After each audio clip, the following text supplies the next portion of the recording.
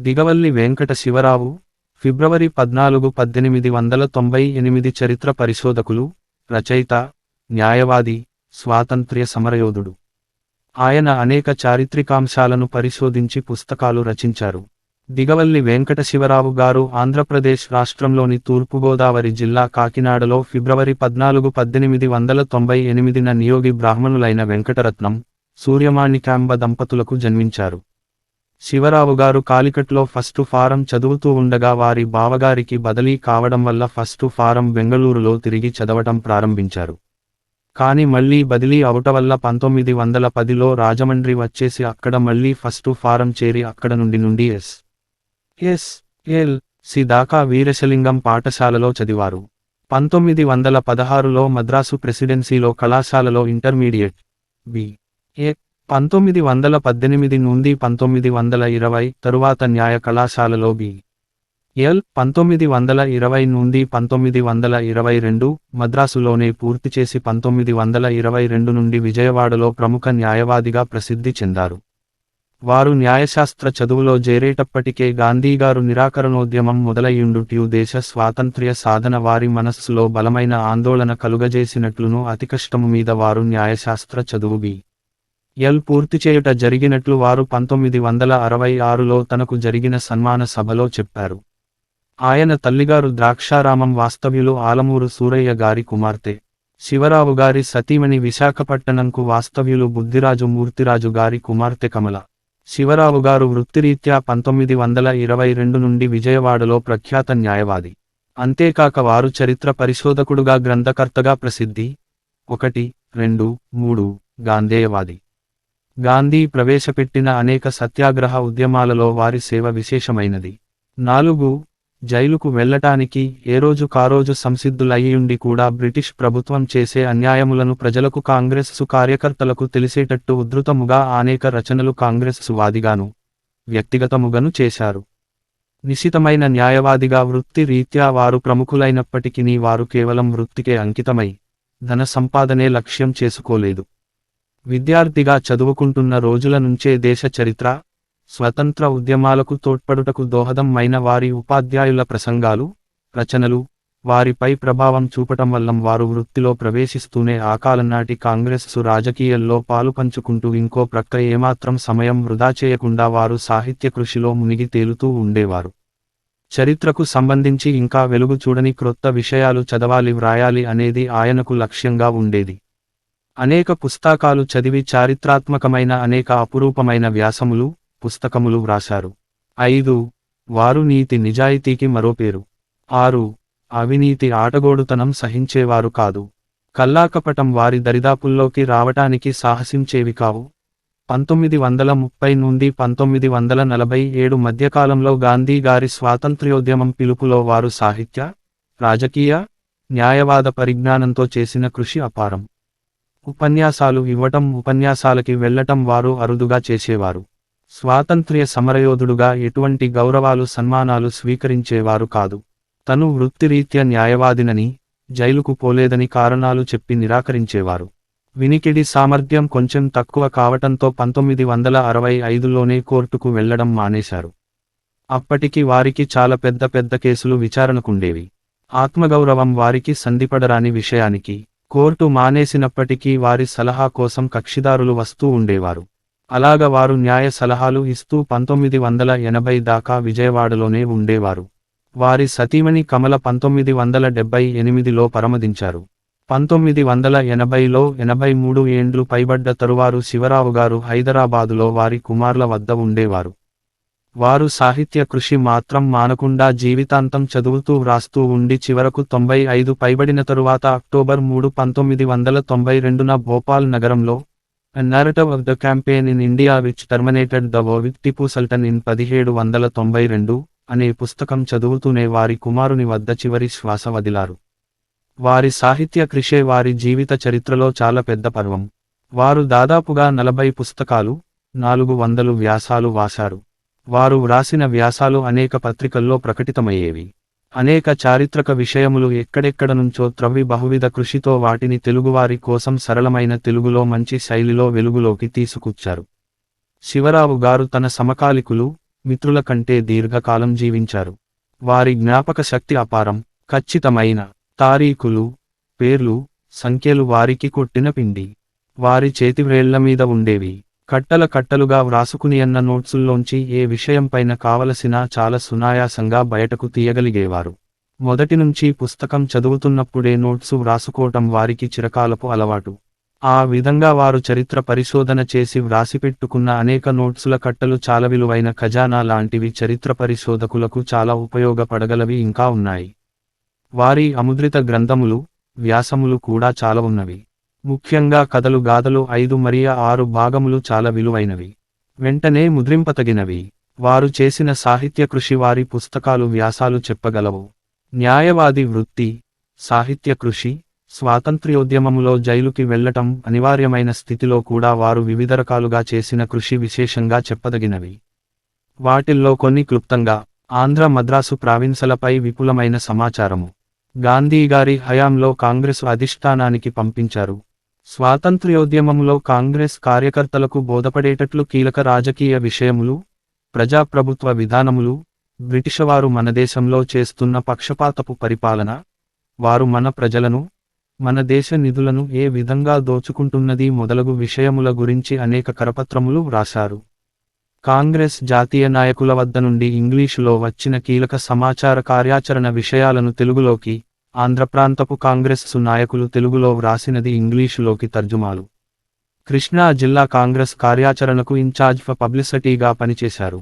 సహకార సంస్థోద్యమంలో వారు కృష్ణా జిల్లా సహకార సంస్థకు డైరెక్టరుగాను, బెజవాడ సహకార భాండారు కార్యదర్శిగాను పనిచేశారు.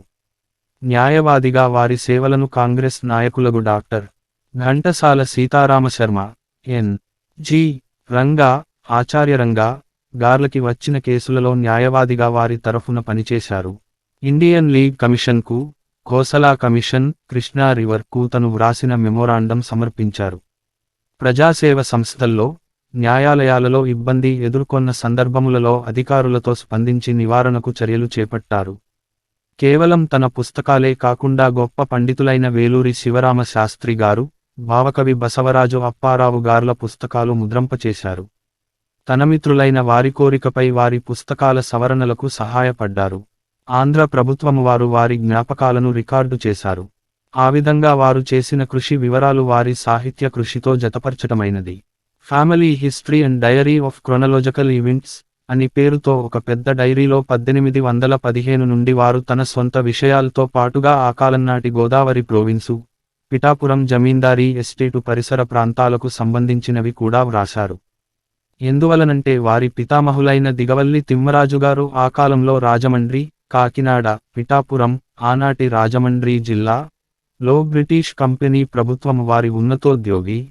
1820లో ఇంగ్లీషు రికార్డు కీపర్, తరువాత 1850లో హుజూర్ శిరస్తదారు. వారి పితామహుని కాలం నాటివి గోదావరి జిల్లాకి, పిఠాపురం జమీందారీకి సంబంధించిన ప్రభుత్వ రికార్డులు, రెవెన్యూ రికార్డులు నుంచి శివరావు గారు బహుముఖ కృషితో సంపాదించి వ్రాశారు. వారి తండ్రి గారి కాలం 1850 నుండి 1908, తన జీవితకాలం 1898 నుండి 1992 మధ్య కాలంలోని సంఘటనలు శివరావు గారి డైరీలో వ్రాశారు. 1923 నుండి 1947 మధ్యకాలంలో కృష్ణా జిల్లాలో, ముఖ్యంగా బెజవాడలో గాంధీ మహాత్ముని సహాయ నిరాకరణోద్యమము, ఉప్పు సత్యాగ్రహము మొదలగు స్వాతంత్ర్య పోరాటమునకు సంబంధించిన ఉద్యమాల సంఘటనలు చాలా విపులంగా వ్రాసుకున్నారు. అంతేకాక తన డైరీలో రిమినిసెన్సెస్ అని పేరుతో వారికి ప్రీతికరమైన విషయాలపై విశదంగా అనుభవాలు, జ్ఞాపకాలు వ్రాశారు. ఉదాహరణకు వారి రాజమండ్రిలో 1910 నుండి 1916 మధ్య అనుభవాలు, మద్రాసులో 1916 నుండి 1922 ప్రెసిడెన్సీ కాలేజీ, విక్టోరియా హాస్టలు జ్ఞాపకాలు వ్రాసుకున్నారు. వారి సమకాలికులు విక్టోరియా హాస్టలలోనున్న ఇంజనీరింగ్, వైద్య, సాహిత్యము, న్యాయ విభాగపు విద్యార్థులు అయిన తెలుగువారు వారి జీవితకాలమంతయు శివరావు గారితో ఉత్తర ప్రత్యుత్తరాలు, రాకపోకలు ఉండేవి. అటువంటి వారి కొందరి పేర్లు చెప్పక తప్పదు. అడవి బాపి రాజు, వెలిదండ్ల హనుమంతరావు ఎల్ఎం మరియు S. Doctor Chaganti Suryanarayana MBBS, doctor Dandu Subbareddy MD, Yellapragada Subbarao LM మరియు ఎస్.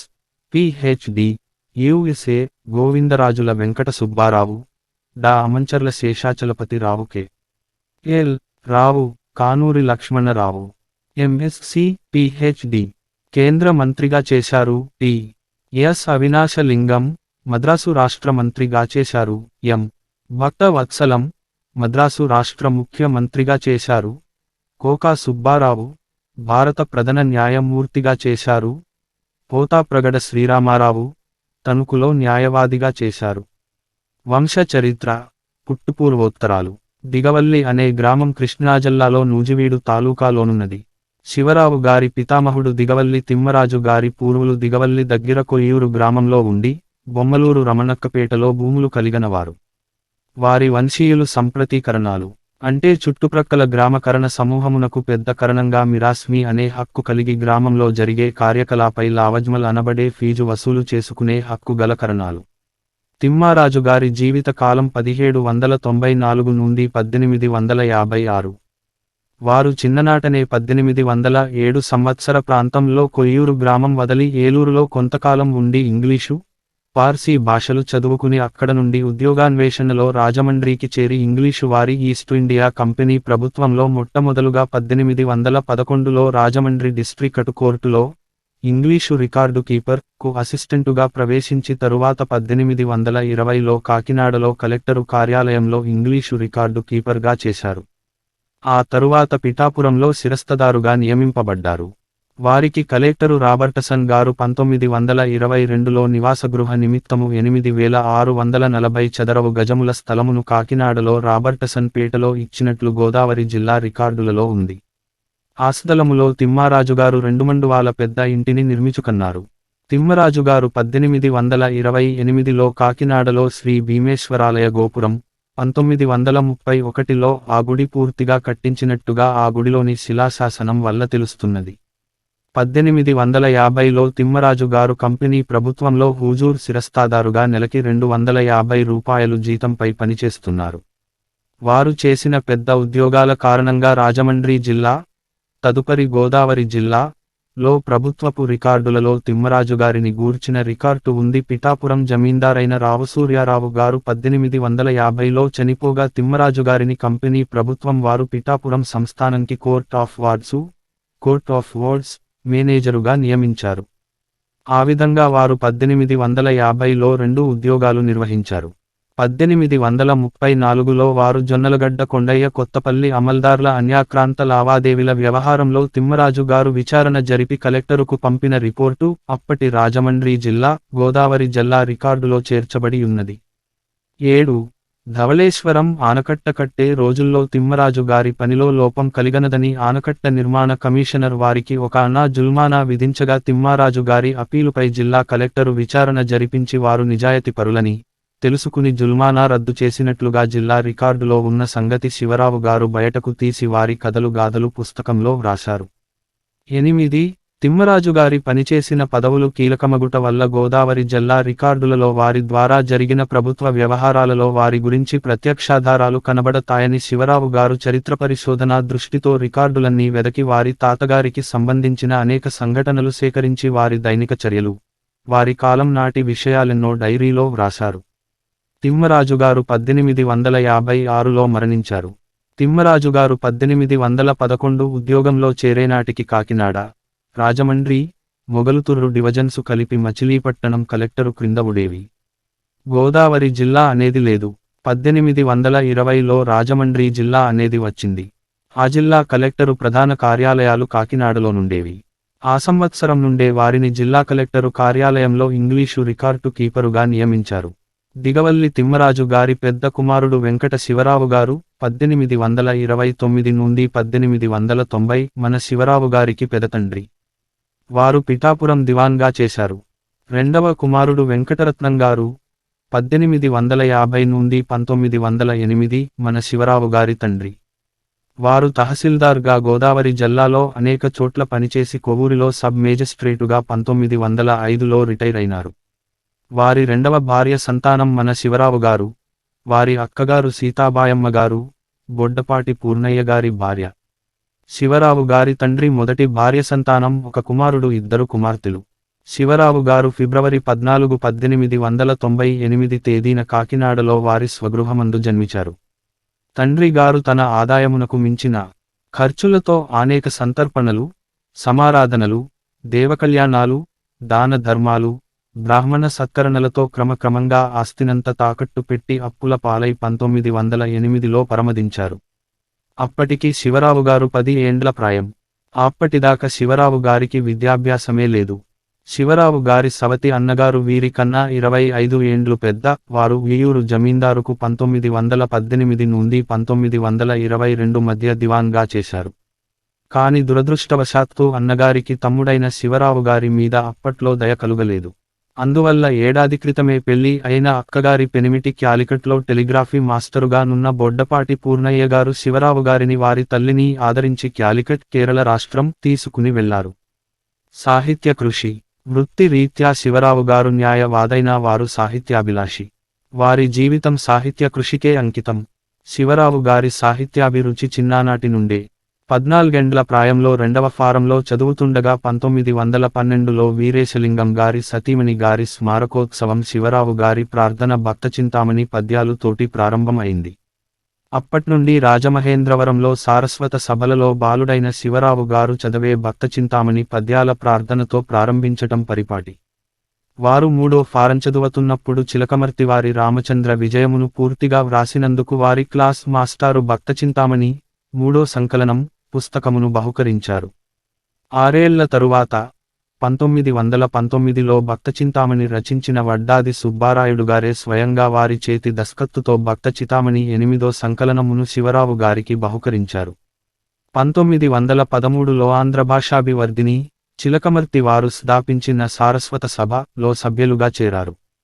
1914లో శివరావు గారి వ్యాసం స్త్రీ విద్య, ఆలమూరు వెంకటరాజుగారి వ్యాసంతో పాటు గృహనిర్వాహకము అను చిన్న పుస్తకములో ముద్రింపబడింది. 1914లో ఆంధ్ర భాషాభివర్ధని సమాజము వార్షికోత్సవము అధ్యక్షుడుగా చిలకమర్తి లక్ష్మీనరసింహం గారు, కార్యదర్శిగా అద్దంకి సత్యనారాయణ శర్మగారు, సభ్యులుగా మైనంపాటి నరసింహరావు, అడవి బాపిరాజు, బందా వీరనారాయణదేవు, గుడిపాటి సూర్యనారాయణ, బోడపాటి సత్యనారాయణ, ఈరంకి నరసింహము, సూరంపూడి కనకరాజు, దిగవల్లి వెంకట శివరావు, పోనంగిపల్లి సత్యనారాయణ, చింతపెంట వెంకట రమణయ్య, వాసిరెడ్డి వీరభద్రరావు, కవికొండల వెంకటరావు తదితరులు. ఆ వార్షికోత్సవాల సమావేశాలకు అనేక ప్రసిద్ధ పురుషులు అధ్యక్షత వహించారు. వారిలో కొందరి పేర్లు చిలకమర్తి లక్ష్మీనరసింహం గారు, శ్రీపాద కృష్ణమూర్తి గారు, చిలుకూరి వీరభద్రరావు గారు, వంగూరి సుబ్బారావు గారు, చెలికాని సుబ్బారావు గారు, నాళం కృష్ణారావు గారు, వడ్డాది సుబ్బారావు గారు, కాశీభట్ట బ్రహ్మయ్య శాస్త్రి గారు. అలా 1914లో జరిగిన సమావేశంలో శివరావు గారు స్త్రీ విద్య మీద ప్రసంగించారు. ఇంకోసారి హిందూ మహాజనులమత సభ అనబడిన సమావేశంలో కందుకూరి వీరేశలింగం గారు కూడా హాజరై ఉన్నప్పుడు శివరావు గారు రామానుజాచారి పాత్ర వహించి తను రచించిన పద్యం చదవగా వీరేశలింగం గారు చాలా ప్రసన్నులయ్యారు. 1915 నుండి 1916 సంవత్సరంలో ఎస్ఎస్ఎల్సి క్లాసులో ఇంగ్లీషు పరీక్షలో ఉన్నత మార్కులతో 4 సెక్షన్ల మీద మొదటి స్థానంలో నిలిచినందుకు వారి క్లాస్ మాస్టారు గజవల్లి రామచంద్రరావు ఎంఏ గారు life of Gladstone by John Morley 3 volumes బహుకరించారు. రాజమండ్రి జ్ఞాపకాల్లో వారి డైరీలో చిలకమర్తి వారికి, శ్రీపాద కృష్ణమూర్తి గారికి ఒకరి మీద ఒకరు ఎద్దేవపూర్వక వాదోపవాదాలు జరుగుతూ ఉండేవని వారి డైరీలో రాజమండ్రి జ్ఞాపకాలలో వ్రాసుకున్నారు. 1916లో మద్రాసు ప్రెసిడెన్సీ కాలేజీలో ఇంటర్మీడియట్ చదువుతుండగా హత్యాఛాయ అను నవల తెలుగులో వ్రాశారు. ఆ నవల ఆధారంగానే 1929లో నీలాపనింద అను పుస్తకము ప్రచురించారు. 1918లో ఇంటర్ ఫైనల్ ఉడగా మద్రాసు రాజధాని కాలేజీ తెలుగు విద్యార్థుల ఆంధ్ర భాషావర్ధని సమాజం తరఫున శివరావు గారు ఆంధ్రవాణి అనేటువంటి చేతివ్రాత పత్రికకి సంపాదకులుగా ఉండేవారు. ఆ పత్రికలో విడువము అనే పేరుతో వ్రాసిన సంపాదకీయ ప్రచురణను చాలామంది అభినందించారు. శ్రీ నూతక్కి రామశేషయ్య గారు తదుపరి జయపూర్ దివాన్గా చేశారు, చాలా అభినందించారు. బ్రహ్మశ్రీ వావిలకొలను సుబ్బారావు గారు ఆ చేతివ్రాత పత్రిక అభిమానులు. అదే కాలంలో 1918లో శివరావు గారికి మద్రాసు సాధు సంఘం వారు శివరావు గారు వ్రాసిన రాజభక్తి అను వ్యాసమునకు రజత పతాకం బహుకరించారు. ఆ పతకం మద్రాసు జిల్లా కలెక్టరు గారు ప్రోగ్రెసివ్ యూనియన్ హాలు జరిగిన బహిరంగ సభలో బహుకరించారు. 1919లో శివారావు గారు B.A. చదువుతుండగా శ్రీ కృష్ణదేవరాయలు మీద వ్రాసిన వ్యాసం M.P. శర్మ గారు మద్రాసులో సంపాదకులు గావున్న విద్యావిశాఖ పత్రికలో ప్రచురించబడింది. 1919 నుండి 1920 సంవత్సరంలో శివరావు గారు వ్రాసిన ఆత్మవిశ్వాసము అను వ్యాసమునకు మద్రాసు రాజధాని కాలేజీ వారు చిరకాలంగా ప్రతి ఏటా 1875 నుంచి ఇస్తూ వచ్చిన ₹20 బౌరదల్లన్ బహుమతి 1919 సంవత్సరంలో శివరావు గారికి వచ్చింది. అంతకు పూర్వం ఆ బౌరదల్లన్ బహుమతిని పొందినవారిలో 1875లో తల్లాప్రగడ సుబ్బారావు, 1850 నుండి 1890 సుబ్బారావు గారు మద్రాసు థియోసఫికల్ సొసైటీకి సెక్రటరీ చేశారు. అనిబిసెంటు కన్నా ముందు. తరువాత 1891లో వేపారామేశం గారు మద్రాసు హైకోర్టు చీఫ్ జస్టిస్ చేశారు. పానుగంటి రామారాయణింగారికి 1892, పెద్దిబొట్ల వీరయ్య గారికి 1894 అందాసు విష్ణురావు గారికి 1895లోను వచ్చినట్లుగా శివరావు గారి డైరీలో వ్రాసుకున్నారు. చిన్ననాటి నుండి వారు గాంధీగారి సత్యాగ్రహ ఉద్యమం, స్వాతంత్ర్య పోరాటానికి వారి ఉపాధ్యాయుల ప్రేరేపణ వారి మనస్సుకు బాగా నాటుకున్నాయా. 1913 నుండి 1914 సంవత్సరం పాఠశాల విద్యార్థిగా నుండగానే రాజమండ్రిలో వారు గాంధీగారు దక్షిణాఫ్రికాలో చేసే సత్యాగ్రహ ఉద్యమ సహాయానికి నిధులు పోగుచేసి పంపించారు. 1920లో లా కాలేజీలో చేరేటప్పటికే గాంధీగారి సహాయ నిరాకరణోద్యమము కొనసాగుతుండటం వారి మనస్సు ఆందోళనకు గురై స్వాతంత్ర్య పోరాటంలో తను కూడా పాలు పంచుకోవాలనే ఒక గట్టి సంకలనం రావటం జరిగింది. వారు ఎలాగో లా కాలేజీ చదువు పూర్తి చేసుకుని బయట పడుతూనే కాంగ్రెస్ రాజకీయాల్లో తన శక్తికొలది బాధ్యతలు నిర్వహించారు. లా కాలేజీలో చేరబోయే ముందు 1919 సంవత్సరం ఎండాకాలపు సెలవులకి శివరావు గారు బొంబాయికి వెళ్లారు. అవి రౌలట్ బిల్లు తిరస్కారానికి తీవ్ర ఆందోళన చేస్తున్న రోజులు. అక్కడ బాంబే క్రానికల్ పత్రిక, B.G. హర్నిమన్ సంకలనం చేసే పత్రిక, సత్యాగ్రహ ఉద్యమాన్ని చాలా అనుకూలంగా ప్రచురించేటటువంటి పత్రిక. ఆ కారణంగా హర్నిమన్నుకు దేశాంతర శిక్ష విధించారు డపోటెడ్. శివరావు గారు ఆ పత్రికలో ప్రచురించిన వ్యాసాలు, విశేషాలు కత్తిరించి ఒక ఫైలులో అతికించుకుని తిరుగు ప్రయాణంలో బెజవాడకు వస్తుండగా ఒక CID పోలీసు రైలు బండిలోకి వచ్చి ఆ ఫైలు తనతో అట్లా తీసుకుని వెళితే తంటాల్లో పడతావని హెచ్చరించాడుట. మద్రాసులో లా చదువుతూ ఉండగానే 1920 నవంబరులో లియో టాల్సాయి, రవీంద్రనాథ్ రచించిన 23 కథలు, కోడి గ్రుడ్డంత వడ్లగింజ, మేము మీకు పట్టముగట్టితిమి, 14 ప్రాయము అను 23 కథలు వారు తెలుగులో వ్రాసిన వ్యాసాలు ఆంధ్రపత్రికలో ప్రచురితమైనవి. 1891లో దాసు కేశవరావు గారు బెజవాడలో నడుపుచున్న జ్ఞానోదయము అను వార పత్రికలో 1922 ఆ ప్రాంతములో శివరావు గారు రచించిన వ్యాసములు హైందవ నాటకరంగము, హైందవ వనోద కథలు అను 2 వ్యాసములు చురితమైనవి. 1922 నుండి న్యాయవాది వృత్తితో పాటు సాహిత్యం, స్వాతంత్ర్య పోరాటం. 1922లో న్యాయవాది వృత్తిలో ప్రవేశిస్తూనే వారు ఒక ప్రక్క గాంధీగారి ఆదర్వాన జరిగే జాతీయ ఉద్యమాల ఆందోళనల దిశానిర్దేశాల ప్రకారం కృష్ణా జిల్లాలో జరిగే ఆందోళనకు మద్దతుగా కృషి చేయటం, ఇంకొక ప్రక్క ఏమాత్రం సమయం వృధా చేయకుండా సాహిత్య కృషి చేయటం న్యాయవాది వృత్తితో పాటు గణనీయం.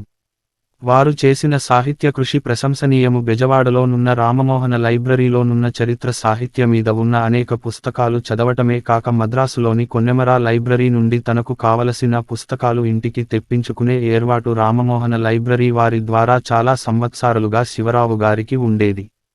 ఆ విధంగా వారు అనేక పుస్తకాలు మద్రాసు నుండి తెప్పించుకును బహువిధ కృషి చేసి అనేక చారిత్రాత్మక విషయాలు తెలుగు వారి కోసం అనేక పుస్తకాలు వ్యాసాలు వ్రాయగలిగారు.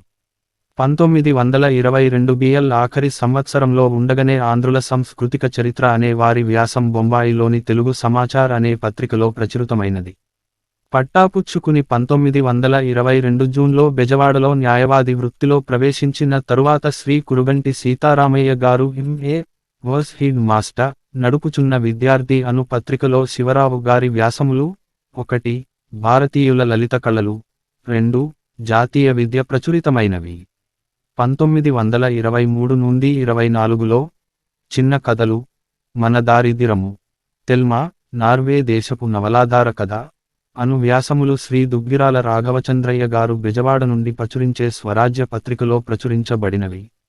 1922లో ప్రెసిడెన్సీ కాలేజీలో వ్రాసిన పోటీ వ్యాసము పోతన, వేమనుల వారి కాలము, కృతులు నకు శివరావు గారికి 1924 పోవెల్ మోరహెడ్ ప్రాదేశిక భాషల బహుమతి ₹150 ఇచ్చారు.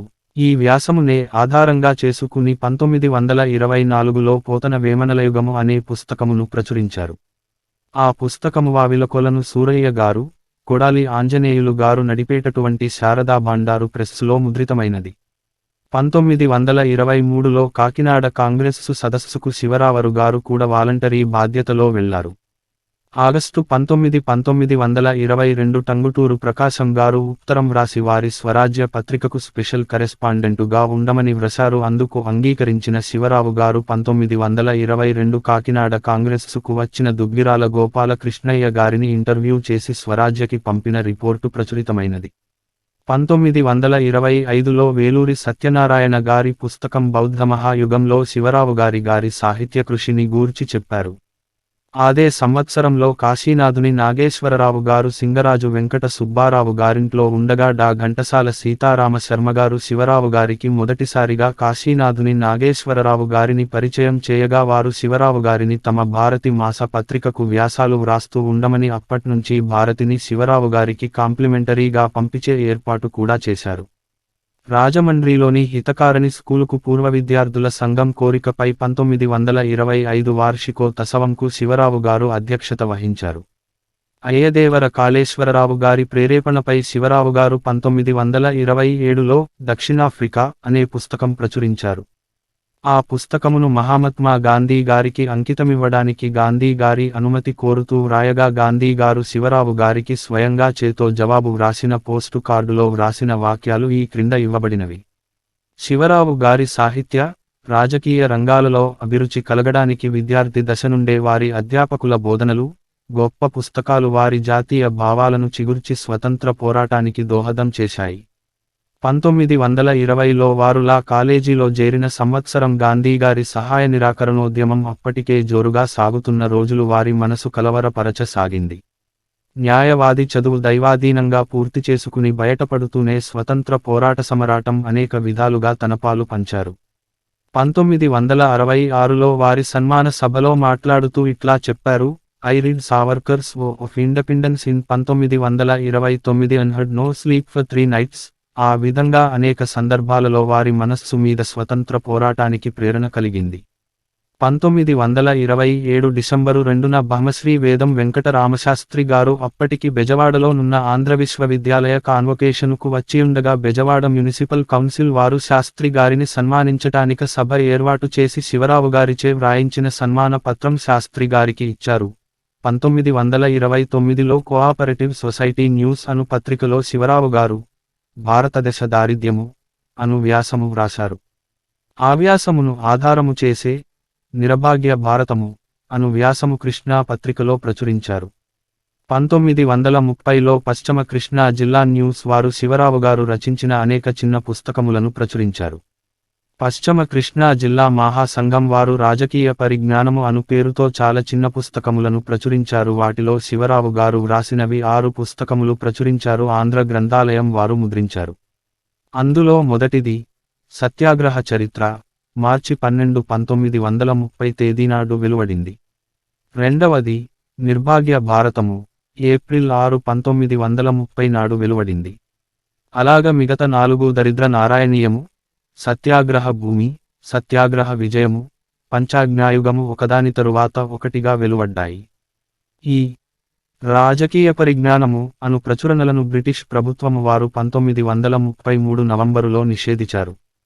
1933లో సహకార వస్తు నిలయము, అధినివేశ స్వరాజ్యము, డొమినియన్ స్టేటస్ అండ్ భారతదేశ స్థితిగతులు అను చిన్న చిన్న పుస్తకములను ప్రచురించారు. వారి అధినివేశ స్వరాజ్యము చాలా ప్రఖ్యాతిగాంచింది. 1934లో ఆచార్య ఎన్.జి. రంగా గారు నిడుబ్రోలులో రైతు బడినొక దానిని స్థాపించారు. ఆ రైతు బడిలో శివరావు గారి పుస్తకాలను పాఠ్య పుస్తకాలుగా పెట్టారు. రంగా గారు శివరావు గారిని నిడుబ్రోలు వచ్చి అందులో విజ్ఞాన సాధనకై వచ్చే రైతాంగానితో సంబోధించమని ఆహ్వానించారు. కానీ శివరావు గారు వెళ్ళటానికి వారి సమయం చాలలేదు. శివరావు గారు 1939 నుండి బ్రిటిష్ యుగ చరిత్ర మీద పరిశోధన ప్రారంభించి తీవ్ర కృషి సల్పి అనేక వ్యాసములు వ్రాయటం ప్రారంభించారు. అలా వారు వ్రాసిన వ్యాసాలు అమృత సందేశము, ఇమోటల్ మిసజ్ లో ప్రచురించారు. ఆ పత్రిక బెజవాడలో సివిరెడ్డి డి.ఎస్. శర్మ గారు సంకలనం చేశావారు. అదే పత్రికలో శివరావు గారివి ఇంకో 2 వ్యాసాలు, Christianisation of India, Hindu Muslim civilisation అనే 2 ఆంగ్ల భాషలో వ్రాసిన వ్యాసములను 1939 నుండి 1940లో అమృత సందేశంలో ప్రచురించారు. ఆంధ్ర మహాసభ వారు ఆంధ్రదేశ చరిత్ర వ్రాయించటానికి రచయితల సంఘం ఏర్పరిచారు. అందులో శివరావు గారిని సభ్యులుగా నియమించారు. అట్లా నియమించినట్లుగా ఆంధ్రపత్రికలో వెల్లడైనది కూడా. నవంబర్ 4, 1943 తారీఖునాడు చిలకమర్తి వారు శివరావు గారికి జాబు వ్రాస్తూ వీరి సాహిత్య కృషి ప్రశంసించారు.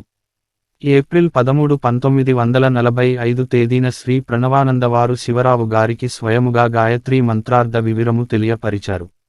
ఆ రోజులలో 1930 నుండి -1947 దాకా వారికి చాలా ప్రముఖుల ఉత్తరాలు వ్రాసి ఉన్నారు. అప్పట్లో వారి కన్నా చాలా పెద్దవారు వ్రాసిన ఉత్తరాలలో గజవల్లి రామచంద్రరావు, వడ్డాది సుబ్బారాయుడు, చిలకమర్తి లక్ష్మీ నరసింహం, వావిలకొలను సుబ్బారావు, చెల్లపిళ్ళ వెంకట శాస్త్రి, వేటూరి ప్రభాకర శాస్త్రి, వేలూరి శివరామశాస్త్రి, మాడపాటి హనుమంతరావు, అయ్యదేవర కాళేశ్వరరావు మొదలగు ప్రముఖులు. వారి సమకాలీకులైన సాహిత్యవేత్తలు ఇంకా చాలా మంది వారితో తరచూ ఉత్తర ప్రత్యుత్తరాలు జరిపినట్లుగా తెలుస్తున్నది. ఇక్కడ వారి పేర్లివ్వటం సాధ్యమైన విషయానికి కాదు. 1930 నుండి 40 మధ్యకాలంలో వారు సహకార సంస్థలకు సంబంధించిన పని కూడా చేశారు. కృష్ణా జిల్లా సహకార బ్యాంకు, సహకార సంస్థ నిబంధనలు, ఉప ప్రబంధనలు 1935 ఏప్రిల్లోను, గోదావరి జిల్లా సహకార బ్యాంకు ఉప ప్రబంధనలు 1935 మే నెలలోను తెలుగులో వ్రాశారు. వాటినే ఆయా సంస్థలవారు రిజిస్టరు చేయించి 1935 మే నెలలో ముద్రించారు. 1935లో బెజవాడలో కృష్ణా సహకార స్టోర్సు పేరుతో ఉన్న సంస్థకు కార్యదర్శిగా కూడా చేశారు. చెరుకుపల్లి వెంకటప్పయ్య గారు అధ్యక్షుడు గానుండేవారు. తరువాత ఆంధ్ర కోఆపరేటివ్ ఇన్స్టిట్యూట్కు డైరెక్టరుగా పనిచేశారు. జూన్ 17, 1937 శివరావు గారు రిసగ్నేషన్ అండ్ డిస్మిసల్ ఆఫ్ మినిస్టర్స్ అని హిందూ దినపత్రికలో ఉత్తరం ప్రచురించారు. ఫిబ్రవరి 1, 1938న హిందూ పత్రికలో శివరావు గారు సేకరించిన భారతదేశ రాజ్యాంగ విధానము కాన్స్టిట్యూషన్ లోనున్న విషయాలు కొన్నిటిని ప్రచురించారు. సిఎఫ్ యాండ్రూస్ గారు కాంగ్రెస్ అగ్రగణ్యుడుగా వ్రాసిన rise and growth of Congress అను పుస్తకమునకు మద్రాసు మరియు ఆంధ్ర ప్రావిన్సుల పరిస్థితులను శివరావు గారు సేకరించి వ్యాసరూపంలో వారికి పంచారు.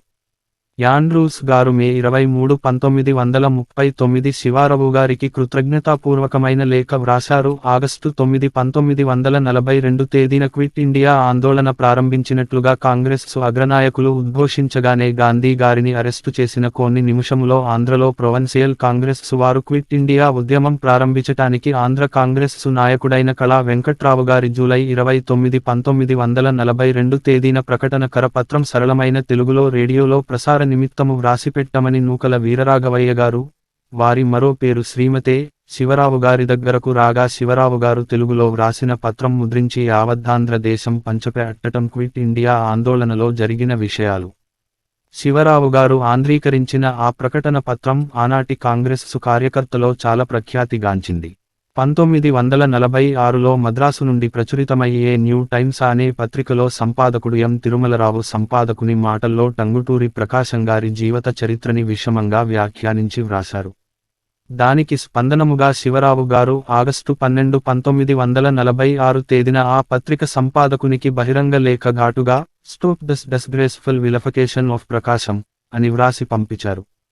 ఆలేఖ ముద్రించి దానిమీద బెజవాడ పౌరులు న్యాయవాదులు సంతకాలు చేసి గాంధీ గారికి పంపించారు. ఆకాశవాణి ఢిల్లీలో వారణాసి సుబ్రహ్మణ్యం గారు ప్రోగ్రాం డైరెక్టరుగానున్నారు. వారు ఒక ఉత్తరంలో అప్పట్లో ఆంధ్ర ప్రొవిన్సియల్ కాంగ్రెస్కు అధ్యక్షుడుగానున్న ఆచార్య రంగాగారు టెక్నికల్ టెరమ్స్ ట్రాన్స్లేషన్ నిమిత్తము కమిటీనేర్పాటు చేస్తున్నారనిను, దానికి శివరావు గారిని అధ్యక్షనిగా వేస్తున్నారని, దానికి శివరావు గారిని వద్దనకుండా స్వీకరించమని వారణాసి సుబ్రహ్మణ్యం గారు వ్రాశారు. 1947లో కొండా వెంకటప్పయ్య గారు తాను రచించిన వెంకటేశ్వర శతకం శివరావు గారికి బహుకరించారు.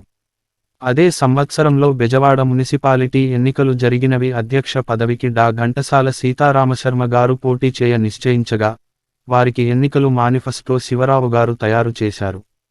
కొమర్రాజు లక్ష్మణరావు గారు రచించిన పుస్తకం శివాజీ మూడో సంకలనం సెప్టెంబర్ 11, 1947 తేదీన ప్రకటితమైన పుస్తకమునకు పరిచయ వాక్యాలు శివరావు గారు వ్రాశారు. అలాగే నాలుగో సంకలనానికి కూడా డా కొమర్రాజు అచ్చమాంబ గారి తమ్ముడు కొమర్రాజు వినాయకరావు గారు కోరిన మీదట మరల పరిచయ వాక్యాలు శివరావు గారే వ్రాశారు. 1955లో సంగ్రహ ఆంధ్ర విజ్ఞానకోశ సమితి వారు పెట్టబోయే సమితికి శివరావు గారి సలహాలు కోరారు. కంబంపాటి సత్యనారాయణ గారు 1957లో విశాలాంధ్ర పబ్లిషింగ్ సంపాదకులుగానున్నప్పుడు శివరావు గారు పెట్టిన షరతుల ప్రకారం ఏమాత్రం మార్పులు చేయకుండా 1857 పూర్వరంగములు అను పుస్తకమును విశాలాంధ్ర వారు ప్రచురించారు. 1957లోనే నవోదయ పబ్లిషింగ్ హౌసు శివరావు గారు రచించిన సన్యాసుల స్వాతంత్ర్య సమరములు, ఆదిమనవాసుల యుద్ధములు, మధుర నాయకులు అను 3 పుస్తకములను ముద్రించుటకు నిశ్చయించి మొదటి రెండిటిని వెంటనే ముద్రించారు. కాటూరి వెంకటేశ్వరరావు గారు అప్పట్లో 1957 కృష్ణా పత్రికకు సంపాదకుడుగానున్న కాటూరి వెంకటేశ్వరరావు గారు శివరావు గారిని తమ పత్రికకు వ్యాసములు వ్రాయమని కోరారు. శివరావు గారి సాహిత్య పరిశోధన, రచనలు క్రమక్రమంగా 1922 నుండి శరవేగంతో వృద్ధి అవుతూ వచ్చి 1940 నుండి 1950 మధ్యలో అత్యధికంగా ఉన్నవని చెప్పవచ్చును. వారు వ్రాసిన వ్యాసములు 10-20 కాదు, 1-2 పత్రికల్లో అని కాదు. అనేక వ్యాసాలు, వరుసగా శీర్షికలుగా వివిధ పత్రికల్లో, బెజవాడలోని పత్రికలే కాక ఆంధ్రదేశంలో మారుమూలల నుండి ప్రచురితమైన పత్రికలవారు శివరావు గారి వ్యాసాలు కావాలని కోరటం, కొన్ని వ్యాసాలు అటువంటి కొన్ని చిన్న పత్రికలు కూడా పంపించి ప్రచురించటం కనబడుతున్నది.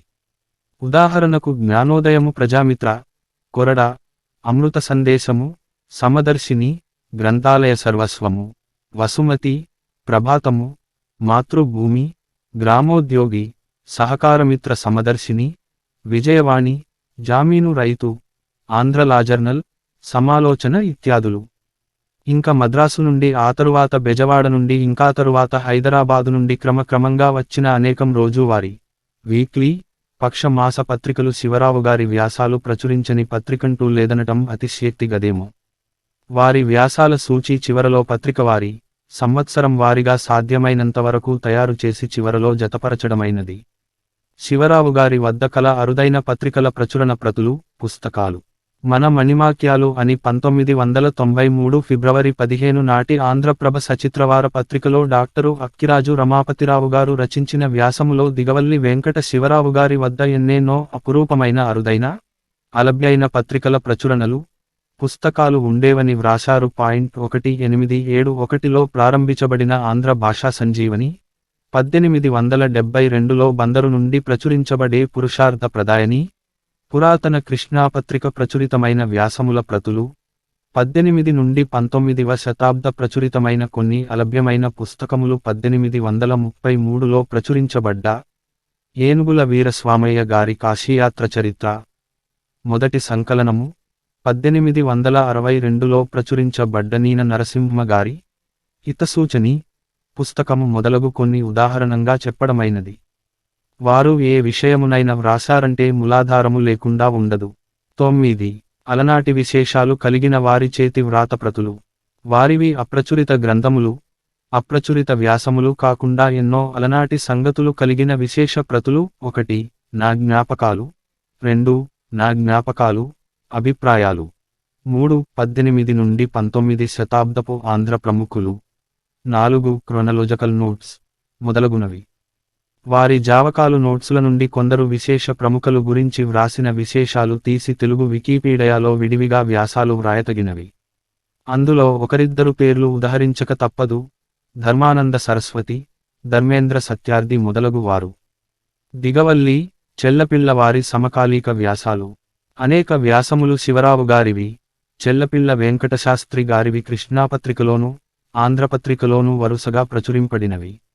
అప్పుడప్పుడు ఒకే రోజున ఇద్దరి వ్యాసములు ప్రక్కప్రక్కలనే ఒకే పత్రికలో ప్రచురించబడినవి ఉన్నాయి.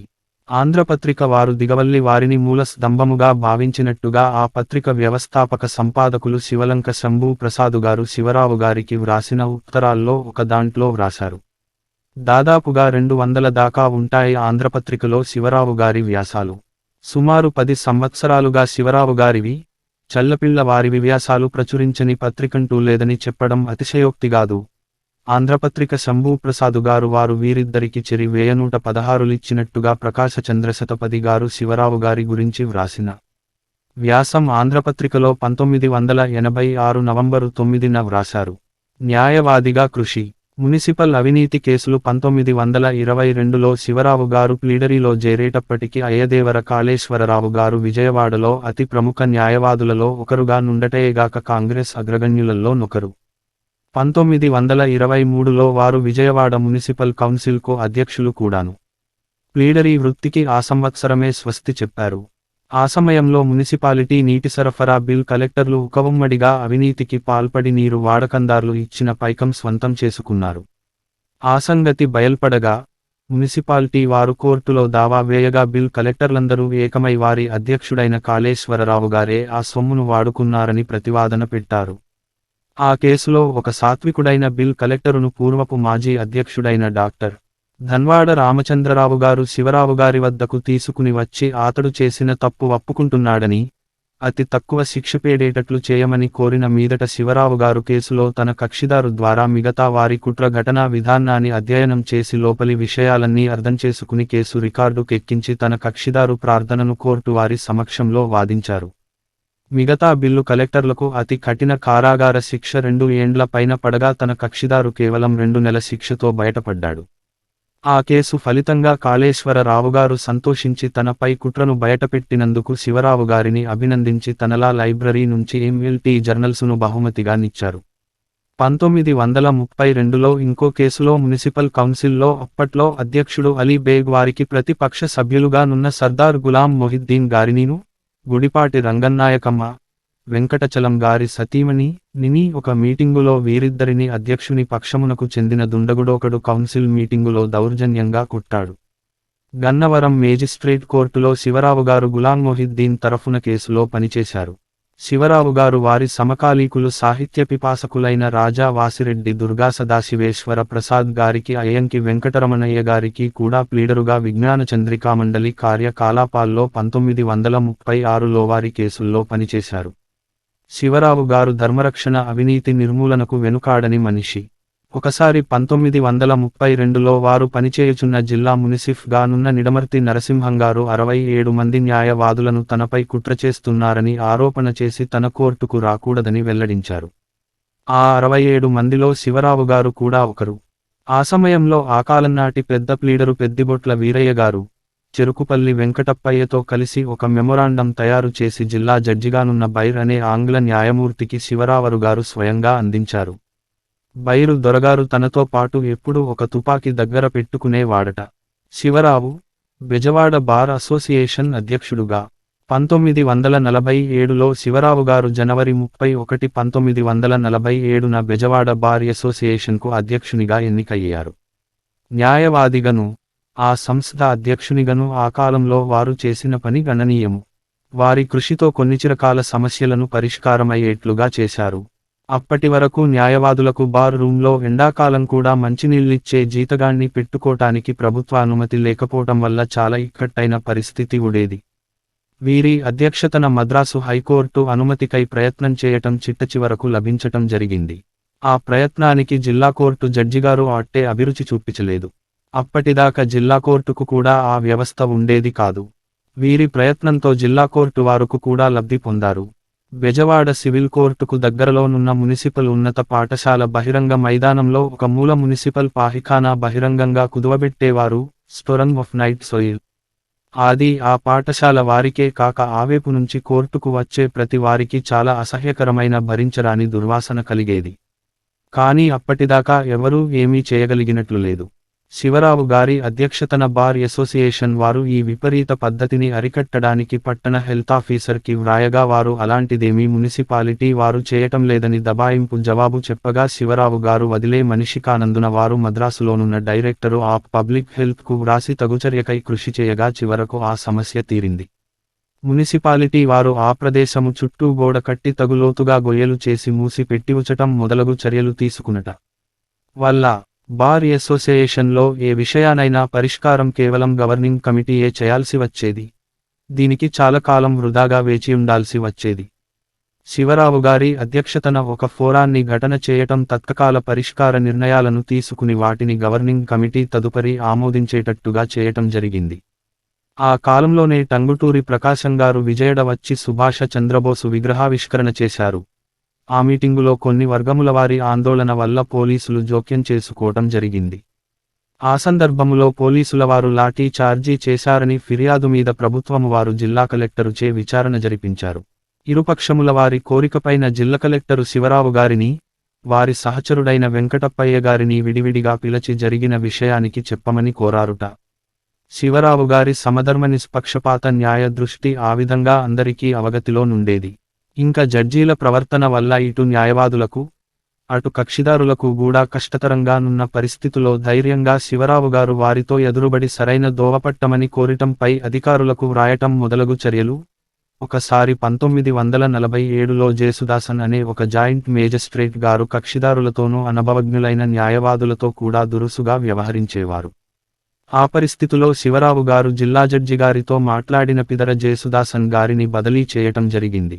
ఇంకోసారి ఆర్సి జోషి అనే సబ్ కలెక్టరు ఐసిఎస్ గారు తమ కోర్టును వారికనుకూలమైన సమయాలలోనూ, ఇంటి దగ్గర సాయంత్రం పొద్దుపోయినా కూడా కోర్టును నిర్వహించటం వల్ల కక్షిదారులకు న్యాయవాదులకు చాలా ఇబ్బంది కలుగుతూ ఉండేది. ఆ పరిస్థితుల్లో శివరావు గారు జోషి గారితో పరిస్థితి చెప్పి వారిని సరిగా నిర్ణీత సమయాల్లో కోర్టును నిర్వహించమని కోరగా ఆ జోషి గారు, నాతో ఇట్లాగా ఎవరూ మాట్లాడలేదు అన్నారుట. అంతట శివరావు గారు, ప్రతిరోజు మీ దగ్గర వారికి పని ఉంటుంది, అందుకని మీతో ఇలా ఎవరూ మాట్లాడరు, మీ దగ్గర నాకేమీ పని లేదు అన్నారట.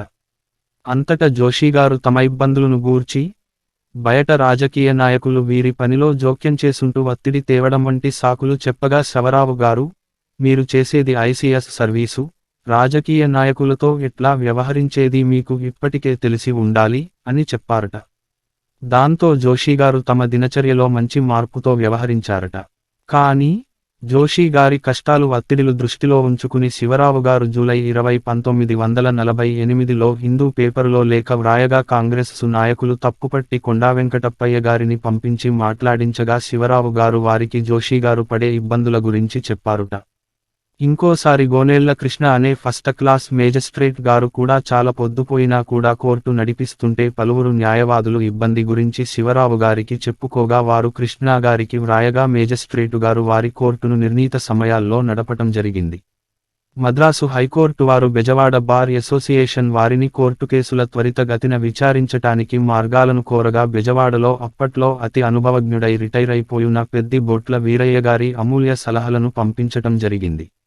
న్యాయవాదిగానే కాక శివరావు గారు బార్ అసోసియేషన్కు సాహిత్యమైన రూపుగూడా ఇచ్చారు. తిరుపతి దేవస్థానము వారికి వ్రాసి గొప్ప ఆధ్యాత్మకమైన తామ్రశాసనములు, సంస్కృతాంధ్ర గ్రంథాలు తెప్పించి బార్ అసోసియేషన్లో నుంచారు. శివరావు గారి హయంలోనే భారతదేశ మొట్టమొదటి స్వాతంత్ర్య దినోత్సవం అతి వైభవంగా గడుపుకోవటం జరిగింది. ఆ ఉత్సవ విందు వైభవాలలో వివిధ ఉద్యోగస్తులు పెద్ద చిన్న అని విచక్షణ లేకుండా, అలాగే అన్ని వర్గాల వారు, హిందూ, ముస్లిం, ఇసాయిల నాయకులు, అన్ని రాజకీయ పార్టీల కార్యకర్తలు, నాయకులు పాలు పంచుకోవటం విశేషణీయమైనది. కానీ ఆ రోజున జరిగిన వేడుకలో బెజవాడ న్యాయస్థాన సబ్ జడ్జిగానున్న అలీ రజా బైగ్ గారు మాత్రం పాలుపంచుకోకుండా వారి చేంబరులోంచి బయటకు కూడా రాకుండా ఉండటం ఒక సంఘటన అని శివరావు గారు వారి జ్ఞాపకాలలో వ్రాసుకున్నారు. భారతదేశ స్వాతంత్ర్యానంతరము కూడా న్యాయస్థానములోలను ఇతర ప్రభుత్వ కార్యస్థలాలలోనూ ఇంకా ఆంగ్ల రాజుల చిత్రపటాలు యథాతథంగా ఉంచటం చూసి శివరావు గారు హిందూ పత్రికకు ఆగస్టు 7, 1947 లేఖ వ్రాయటం జరిగింది. బెజవాడ బార్ అసోసియేషన్లో న్యాయవాదుల పేర్ల రిజిస్టరును పెట్టి అందులో బెజవాడలో న్యాయవాదులందరినీ మొదటి నుండి జతచేశారు. శివరావు గారు అధ్యక్షుడుగానున్న కాలంలో జిల్లా జడ్జి పర్యవేక్షణకై వచ్చినప్పుడు పార్టీలు చేసేవారు కాదు. అది ఆ కాలంలో నున్న ఒక జిల్లా జడ్జి కె.వి. ఎల్. నరసింహం గారు. ఒకసారి బెజవాడ సబ్ జడ్జీలు వెంకటేష్ అయ్యర్ బి. సి.హెచ్. నారాయణమూర్తిలు జిల్లా జడ్జికి టీ పార్టీ ఇస్తూ శివరావు గారిని కూడా ఆహ్వానించారు. ఆ పార్టీలో జిల్లా జడ్జి నరసింహంగారు శివరావు గారితో చాలా విషయాలు మాట్లాడారు. 1947 డిసెంబరులో బార్ అసోసియేషన్ డే జరుపారు.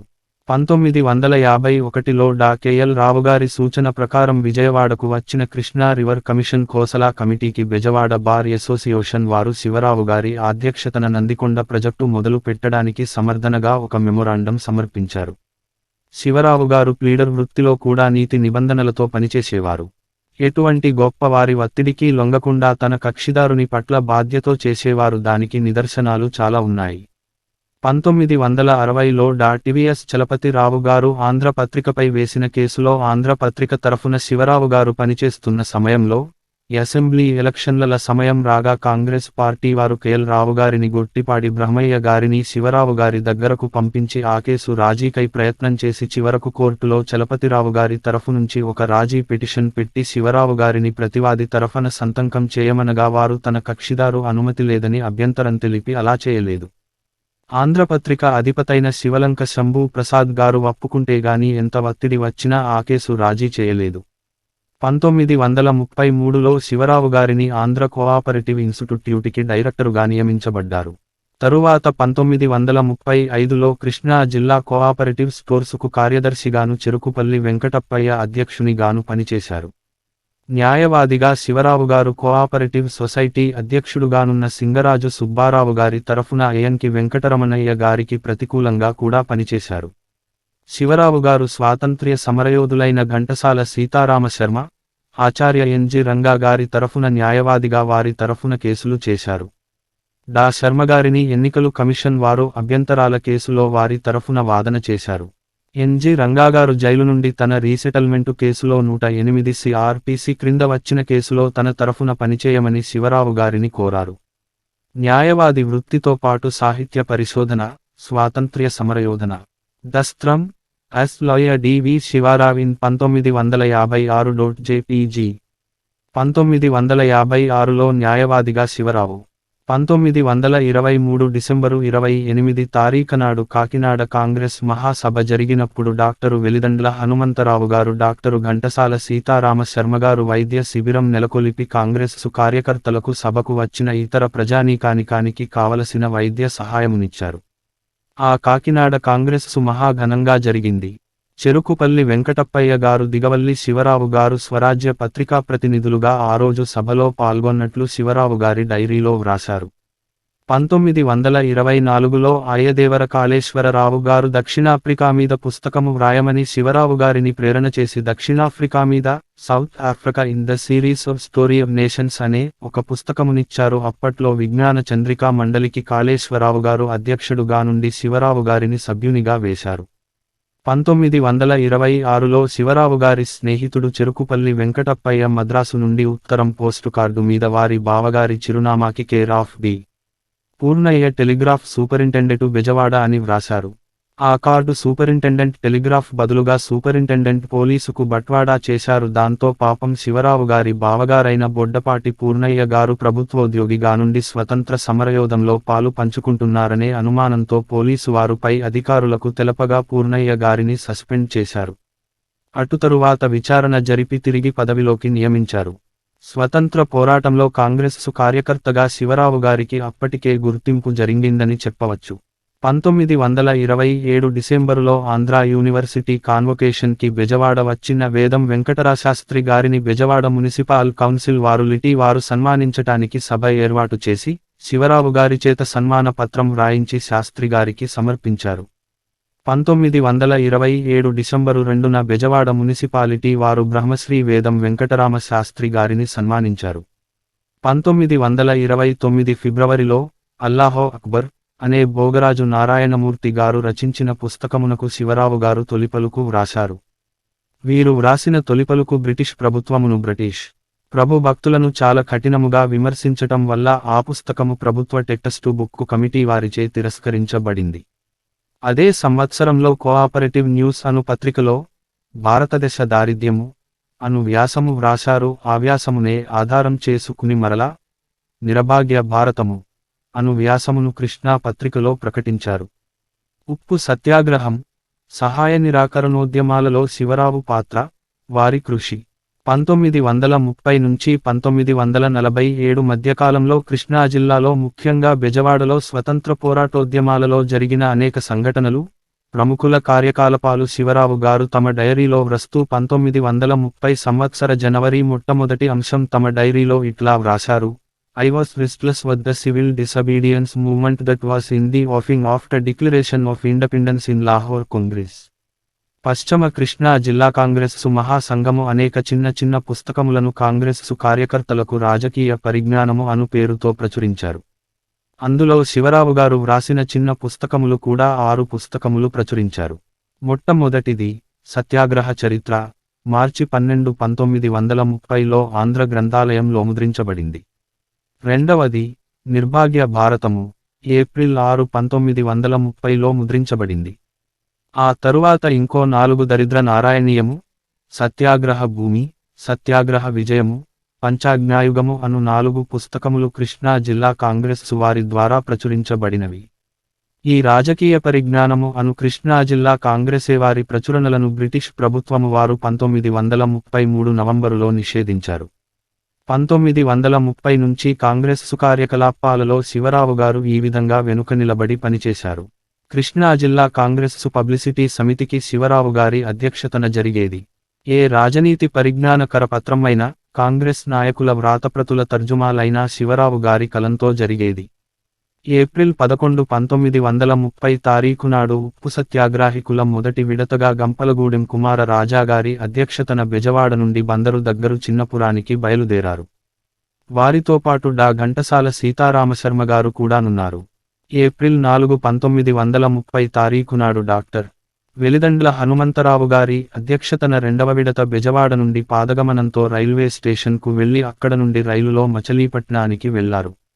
అక్కడ రాత్రి డాక్టర్ పట్టాభి సీతారామయ్య గారింట బస చేసి మర్నాడు ప్రొద్దున్న 3 డాక్టర్లు, హనుమంతరావు గారు, సీతారామయ్య గారు, శర్మగారు కలిసి ఏప్రిల్ 15, 1930 తారీఖున బందరు దగ్గర చిన్నపురం చేరుకున్నారు. మొదటగా బయలుదేరిన కుమార రాజాగారు చిన్నపురంలో చేసిన ఉప్పు జమ చేసుకుని బందరు పట్టుకుచ్చి బందరు బజారులలో అమ్మకం చేశారు. సత్యాగ్రహ సమర ఉగ్రతంగా జరిగే రోజుల్లో శివరావు గారు వ్రాసిన అనేక కరపత్రములు పడమర కృష్ణా జిల్లా కాంగ్రెస్సు కమిటీ వారి ప్రచురణల క్రింద కాంగ్రెస్సు కార్యకర్తలకు బోధనానుకూలముగా ముద్రించబడేవి. వారు వ్రాసిన భారతీయుల దారిద్ర్యము అను వ్యాసము సహకారము అనే పత్రికలోను, మార్చి 10, 1930 తారీఖున వారి పుస్తకము సత్యాగ్రహ చరిత్ర ఆంధ్ర గ్రంథాలయ ప్రెస్లో ముద్రించబడింది. ఈ పుస్తక ఆవిష్కరణం పడమర కృష్ణా జిల్లా వారి రణబేరీతో శుక్ల సంవత్సరము ఫాల్గుణ బుధవారము నాడు సత్యాగ్రహ సమర శుభముహూర్తమున దిగవల్లి వెంకట శివరావు రచించిన సత్యాగ్రహ చరిత్ర డా ఘంటసాల సీతారామశర్మ, చెరుకుపల్లి వెంకటప్పయ్య, మంచాల సుబ్బారావు గార్లచే ప్రకటింపబడినది అని ఉద్ఘోటించబడినది. జనవరి 6, 1930 తారీఖున వారి ఇంకో పుస్తకం నిర్భాగ్య భారతము పడమర కృష్ణా జిల్లా కాంగ్రెస్ కమిటీ వారిచే ప్రచురించబడి స్వాతంత్ర్యోద్యమంలో భాగంగా విడుదల చేయబడింది. ఆ కాలంలోనే బెజవాడ బార్ అసోసియేషన్ వారు ఒక ప్రస్తావన చేసి స్వాతంత్ర్యోద్యమానికి సమర్థనగా తీర్మానించారు. ఆ సందర్భంలో శివరాపు గారి డైరీలో ఇలా వ్రాసుకున్నారు: I was in great excitement. 1930 మార్చి నుంచి జూన్ మధ్య కాలంలో శివరావు గారివి మరికొన్ని పుస్తకాలు కాంగ్రెస్సు కమిటీ వారు ప్రచురించినవి: ఆంధ్ర పౌరుషము, కాంగ్రెస్ నిర్మాణ కార్యక్రమము, పాంచజన్యము, దరిద్ర నారాయణీయము, బార్డోలీ సత్యాగ్రహ విజయము, విదేశ వస్త్ర బహిష్కారము, బ్రిటిష్ వస్తు బహిష్కారము అన్ సత్యాగ్రహ బోధిని. ఈ పుస్తకాలు సాధారణ ప్రజానీకానికి, కాంగ్రెస్సు కార్యకర్తలకు మన దేశ ఆర్థిక రాజకీయ, రాజ్యాంగ విషయాలను సరళమైన తెలుగులో బోధించడానికి ఉద్దేశించి వ్రాయబడిన పుస్తకాలు. బ్రిటిష్ వారు పరిపాలనలో మనదేశ ప్రజలను ఏ విధంగా ఆర్థికంగా దోచుకుంటున్నది ఈ పుస్తకాలలో బోధింపబడినవి. సబర్మతిలో తయారైన ఉప్పును గాంధీగారు తీసుకువచ్చిన రోజుతో జతగా బెజవాడలో శివరావు గారి పుస్తకము సత్యాగ్రహ బోధిని మే 4 1930 తారీఖున వెలువడించబడింది. మే 8 1930 నాడు బెజవాడలో డా వెలిదండ్ల హనుమంతరావు గారి ఆధ్వర్యాన్న జరిగిన ఉప్పు సత్యాగ్రహ ఊరేగింపులో శివరావు గారు కూడా వెళ్లారు. కాంగ్రెస్ వారి అధినియమం ప్రకారం మారుమూలల గ్రామాలలోనున్న ఆర్థిక క్షీణత, అభివృద్ధి శూన్యత మొదలగు అంశాల వాస్తవిక స్థితిని బయటకు తీసే నిమిత్తం చేయబడిన ఒక ప్రశానావళిని శివరావు గారు మే 10 1930 తారీఖునాడు తయారు చేయగా కాంగ్రెస్సు అగ్రనాయకులు గ్రామాలకు వెళ్లినప్పుడు కాంగ్రెస్సు కార్యకర్తలకు ఆ ప్రశ్నావళి పంచపెట్టి దానిని పూర్తి చేయించి తిరిగి తీసుకొచ్చి శివరావు గారికివ్వటం, వారు వాటిని సంకలితం చేయించి వ్యాఖ్యానం చేసి కాంగ్రెస్సు అధిష్టానంకి పంపించేవారు. ఉప్పు సత్యాగ్రహ ఆందోళన కాలం 1930లో కృష్ణా జిల్లా ముఖ్యంగా బెజవాడలో జరిగినటువంటి కార్యకలాపాలు ఈ క్రింది విధంగా వివరించారు. ఏప్రిల్ 15 1930 తారీఖునాడు గంపలగూడెం కుమార రాజాగారు, డా వెలిదండ్ల హనుమంతరావు గారు 2 విడతలుగా చిన్నపురం వెళ్లి వారు తయారు చేసి తీసుకొచ్చిన ఉప్పును అమ్మకం చేశారు. ఏప్రిల్ 19 1930 నాడు నందిగామ బ్యాచ్ అయ్యదేవర కాళేశ్వరరావు గారి ఆధ్వర్యంలో చిన్నపురంలో ఉప్పు తయారు చేయటానికి మచిలీపట్నం వెళ్లారు. తత్ఫలితముగా ఏప్రిల్ 28 1930 నాడు కాళేశ్వరరావు గారికి కారాగార శిక్ష విధించారు. మొదటి బ్యాచ్లో ఉప్పు చేసిన వారికి అప్పటికే జైలులో నిర్బంధించబడిన వారైన కుమారాజా గారిని జైలు నుంచి తీసుకొచ్చి కోర్టులో హాజరుపరచారు. ముద్దాయిగా వచ్చిన కుమార రాజాగారికి గౌరవచిహ్నంగా ఆ సమయంలో కోర్టు హాలులోనున్న 50 మంది ప్లీడర్లు, శివరావు గారు కూడా లేచి నిలబడటంతో ఆ కోర్టులోనున్న ఆంగ్ల మాజిస్ట్రేటు నిశ్చేష్టుడై వెలవెలపోయాడు. ఆ సమయంలో కుమార రాజాగారికి శివరావు గారే అమికసే క్యూరీ. సత్యాగ్రహం ఉద్యమంలో పోలీసు వారిచే అరెస్టు కాబడిన చాలా మంది ప్రముఖ కాంగ్రెస్సు నాయకులను కోర్టులో హాజరు పరచిన అప్పుడు శివరావు గారు కోర్టు వారి అనుమతితో అమికస్ క్యూరీ అంటే ప్రత్యర్థి తరఫు వకీలు, డెఫెండెంట్ గా ఉండేవారు.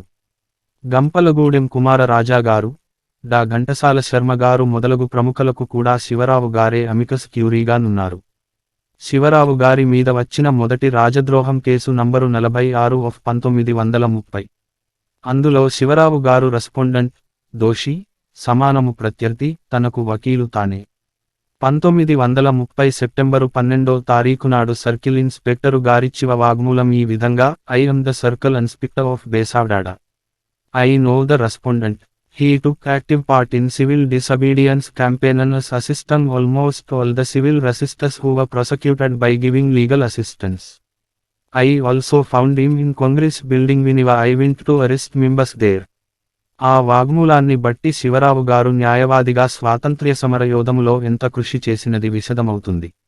మే 4 1930 నాడు బెజవాడలోని 50 మంది ప్లీడర్లు అప్పటి 3 రంగుల జాతీయ పతాకమును పట్టుకుని రహదారులలో ఊరేగింపుగా వెళ్లారు. మే 1 1930 నుంచి అయ్యదేవర కాళేశ్వరరావు గారు ఉప్పు సత్యాగ్రహ ఆందోళన కారణంగా జైలుకు వెళ్లటం వలన వారు బెజవాడ మున్సిపల్ కౌన్సిల్కు అధ్యక్ష పదవి పోయినది. వారి స్థానములో సి. కోదండ రెడ్డిగారిని ఎన్నుకునుట జరిగింది. వీరు డిసెంబర్ 1 1930 వరకు అధ్యక్షునిగా కొనసాగారు. డా ఘంటసాల సీతారామశర్మ గారు 1930 మే మధ్యలో పలు గ్రామాలకు పర్యటన చేసి శివరావు గారు చేసిన ప్రశ్నావళి పూర్తి చేయించి తీసుకొచ్చి ఇచ్చారు. అంతలో ఉప్పు సత్యాగ్రహ కార్యకలాపాలకి వారికి కూడా 18 నెలల కఠిన కారాగార శిక్ష విధించబట్టి వారు కూడా జైలుకు వెళ్లారు. వారి కేసులో శివరావు గారు అమికస్ క్యూరీ గానున్నారు. జూన్ 21 1930 తేదీన బెజవాడలోని ఆంధ్రరత్న భవనాన్ని పోలీసు వారు స్వాధీనం చేసుకున్నారు. పట్టణంలో సెక్షన్ 144 విధించారు. మీటింగులు, ప్రసంగాలు నిషేధించారు. 1930 జూన్ నెల 6వ తారీఖునాడు రాజమండ్రి జైలులోనున్న డాక్టరు ఘంటసాల సీతారామ శర్మ, వెలిదండ్ల హనుమంతరావు, డాక్టరు రాయప్రోలు సీతారామ శాస్త్రి, వేలూరి యజ్ఞనారాయణ శాస్త్రి, నూకల వీర రాఘవయ్య, బ్రహ్మాండం నరసింహం గార్లను రాజమండ్రి జైలు నుండి తెల్లవారామున పాసింజరు రైలు బండిలో వెల్లూరుకు విజయవాడ మీదుగా తీసుకు వెళ్లారు.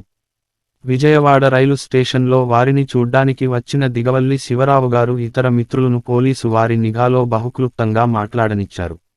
అప్పుడు రైలుబండిలో ఖైదీలు గానున్న వారిలో కొందరు శివరావు గారికి చిన్న చిన్న చీటీలు మీద సమాచారం వ్రాసి పోలీసులు చూడకుండా అందించారు.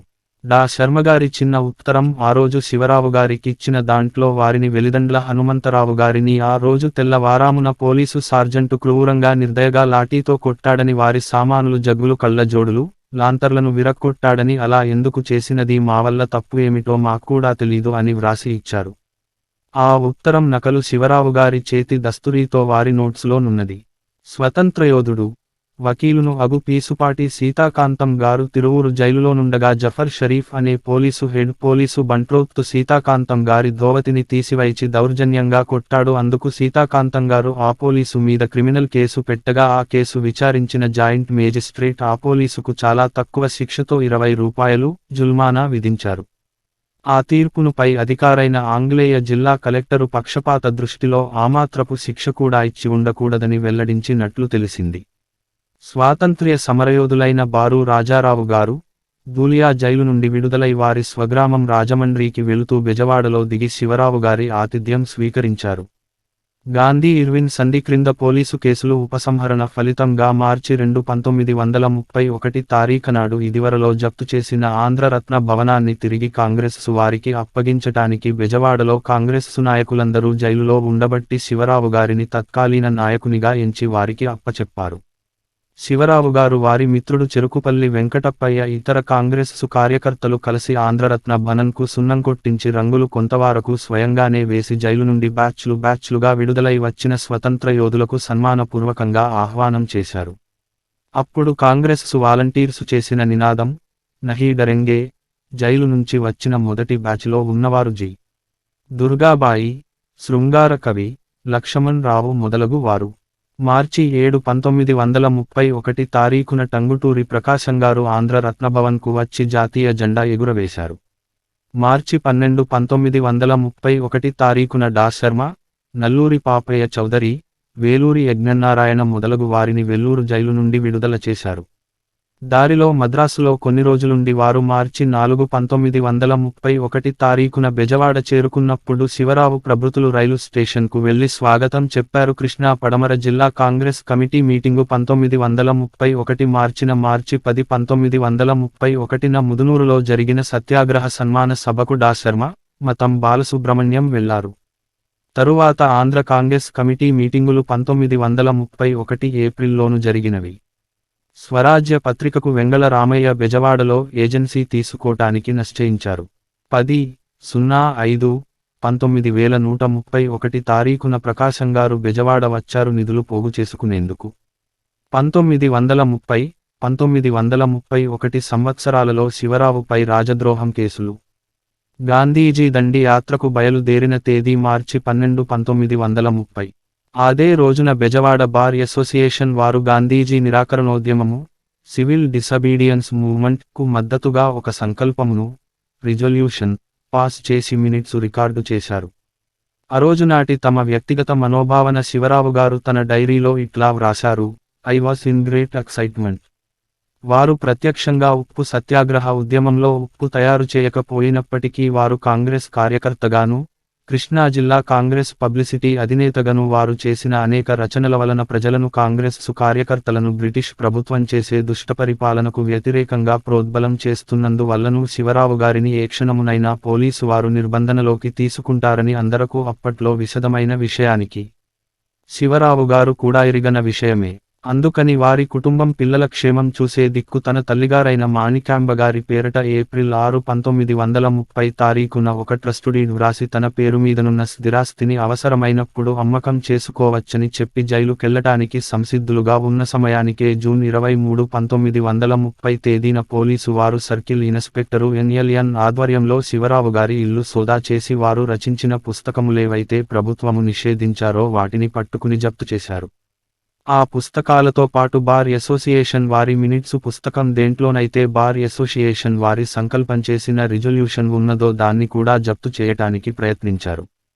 పోలీసు వారు శివరావు గారి మీద ఆగస్టు 25, 1930 తారీఖున సిక్ 108 సిఆర్పిసి సెక్షన్ 108 సిఆర్పి క్రింద కేసు MC 46/30 దాఖలు చేశారు. మేజిస్ట్రేటు కోర్టుకు హాజరుకమ్మని సమన్ పంపించారు.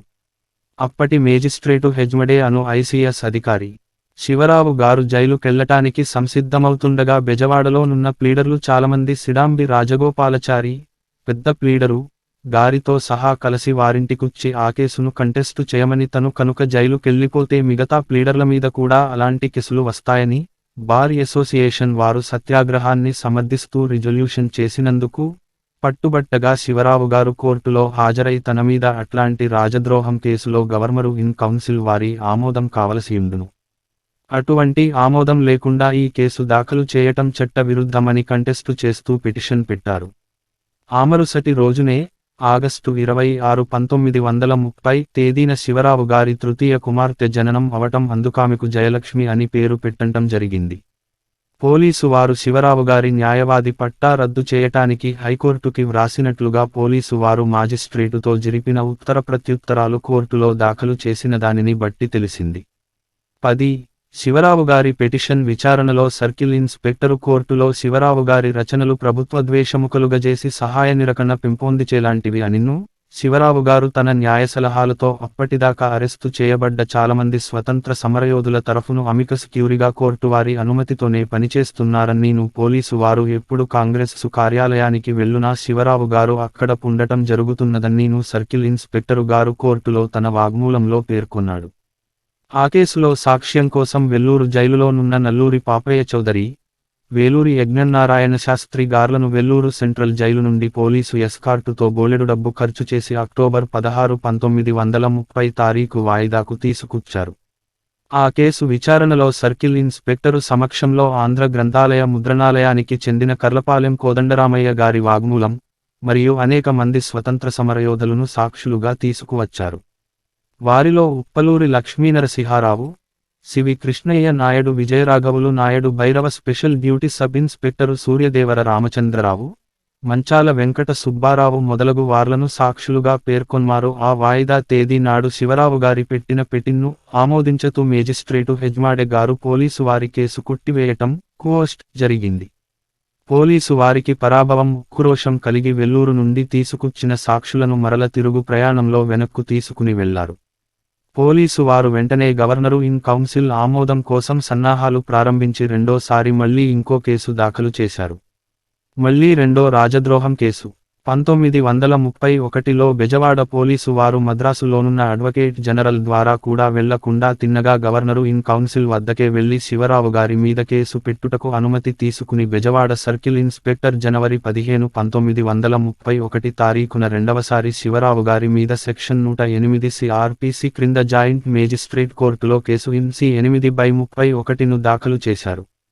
ఈ కేసు జనవరి 9, 1931 నాడు విచారణ మొదలైంది. కాని జనవరి 30, 1931 నాడు గాంధీ గారితో సంధికుచ్చిన బ్రిటిష్ ప్రభుత్వం సంధి పత్రం గాంధీ, ఇర్విన్ సంధి, గాంధీ, అర్వన్ పాక్ట్ మీద మార్చి 5, 1931 నాడు సంతకాలైనవి. ఆ సంధి ఒప్పందాల ప్రకారం రాజద్రోహం కేసులన్నీ విరమించుకోవాలి.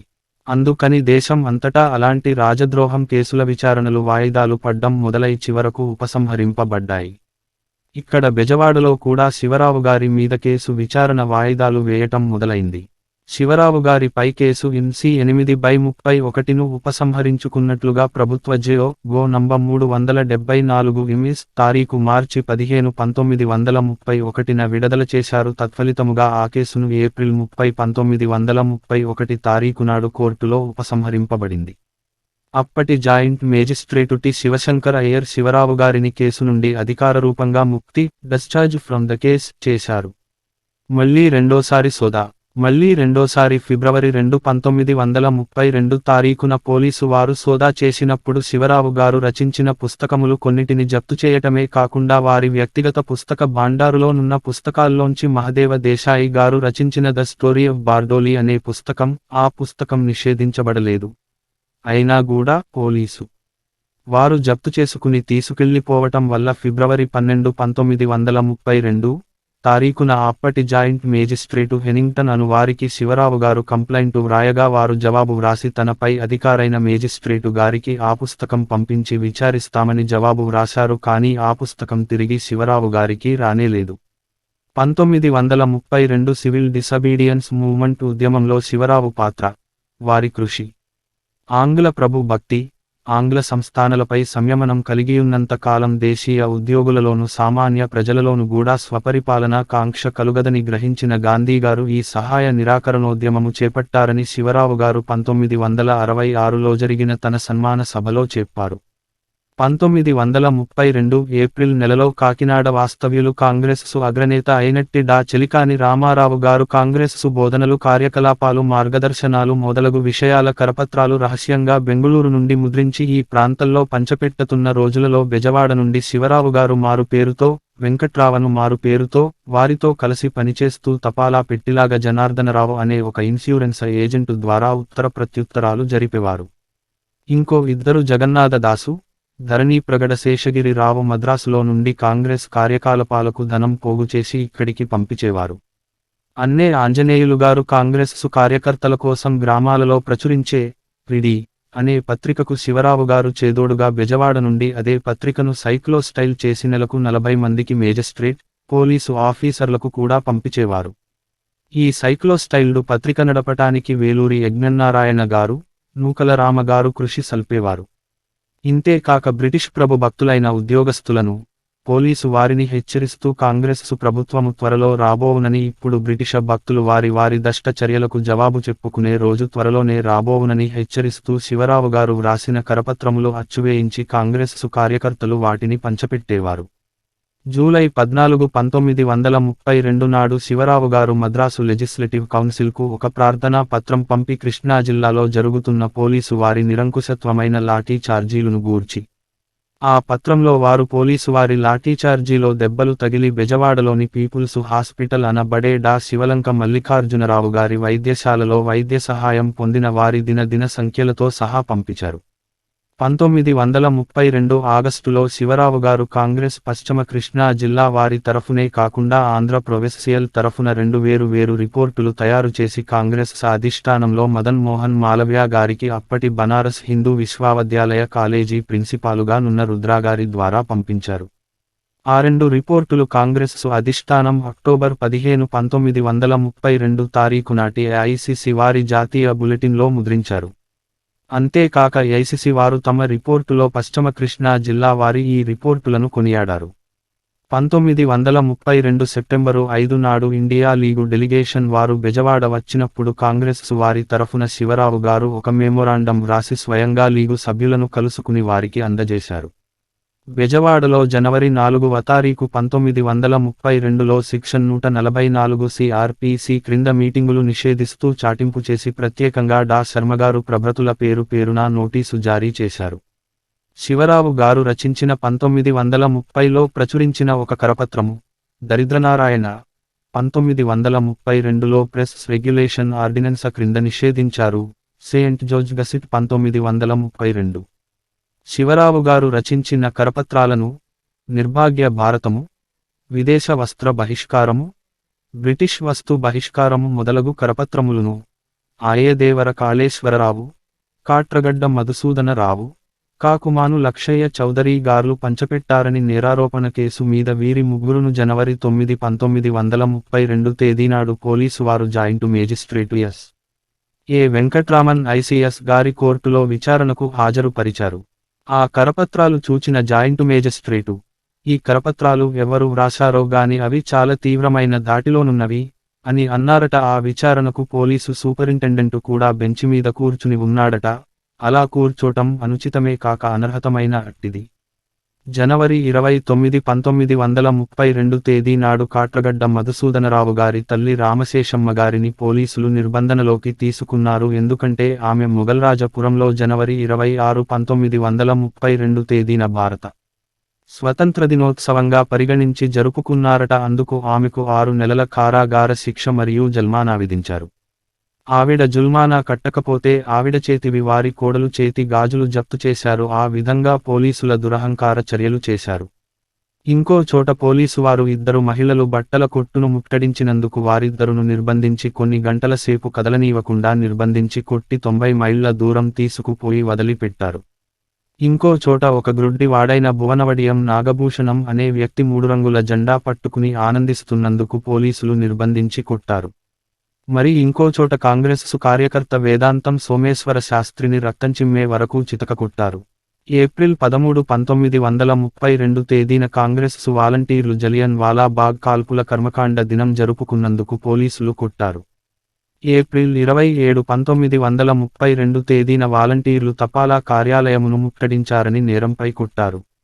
ఆ విధంగా ఫిబ్రవరి 14, 1932 జూలై 4, 1932 మధ్య జిల్లాలో చేసిన పోలీసుల అత్యాచారాలను శివరావుగారు వ్రాసి మద్రాసు లెజిస్లేటివ్ అసెంబ్లీలో ప్రశ్నించవలసినదని కృష్ణా జిల్లా నుండి ఎన్నికైన సభ్యులు మహబూబ్ అలీ బై, సి. కోదండరామిరెడ్డి గార్లను కోరారు. కానీ వారేమీ కలుగజేసుకోనందున శివరావుగారు వాస్తవిక స్థితులతో కూడిన ఒక మెమొరాండం తయారు చేసి తన సహోద్యులైన 20 మంది న్యాయవాదులైన బెజవాడ బార్ మెంబర్లచేత సంతకాలు పెట్టించి తన చిన్ననాటి మిత్రుడు అప్పటి మద్రాసు లెజిస్లేటివ్ అసెంబ్లీలో సభ్యులును అయిన మంగళూరులో వకీలుగాయున్న యు.సి. భట్ గారికి పంపించి కృష్ణా జిల్లాలో జరిగిన పోలీసు దుండగ చర్యలను అసెంబ్లీ టేబుల్ పై పెట్టి ప్రశ్నించగా అప్పుడు ప్రభుత్వము వారు దానిని ప్రింటు చేసి ఒక మెమొరాండంను విడుదల చేశారు. అందులో జవాబుగా ప్రభుత్వము వారు ఏమీ చెప్పలేక నీరు కార్చారు. శివరావుగారు స్వతంత్ర పోరాటములో చేసిన కృషి అలాగ బహుముఖములుగానున్నది. ఆంధ్రప్రదేశ్ ప్రభుత్వం గ్లాసరీ, నిఘంటువు కమిటీలో శివరావు కృషి 1957లో ఆంధ్రప్రదేశ్ శాసన సభాధ్యక్షులైన ఆయదేవర కాళేశ్వరరావు గారు వారు ఏర్పాటు చేయనున్న గ్లాసరీ సంస్థ గురించి ముందుగా ముఖ్యమైన నలుగురు ప్రముఖులకు వారి అభిప్రాయము కోరుతూ వ్రాయగా వారు నలుగురు గిడుగు సీతాపతి, నార్ల వెంకటేశ్వరరావు, మల్లంపల్లి సోమశేఖర శర్మ ఏకకంఠంతో శివరావు గారిని సభ్యునిగా చేర్చమని వ్రాశారు. శివరావు గారు 1934లోనే వ్యవహారిక పదకోశము, శాస్త్ర పరిభాష రచించిన వారైనందున వారి పేరు ఆ నలుగురు ప్రముఖులు వక్కాణించటమైనది. శివరావు గారి ఆ పుస్తకమును గూర్చి మద్రాసు హైకోర్టు ప్రముఖ న్యాయవాది అల్లాడి కృష్ణ జనవరి 20, 1935న ఇలా వ్రాశారు: "This book is first of its kind and supplies a long-felt need." ఆ కమిటీ హైదరాబాదులో శాసన సభా మందిరంలో జరిగేది. దానికి విజయవాడలోని 2 ఉపసభల్లోనొకటి శివరావు గారి ఇంట్లో జరిగేది.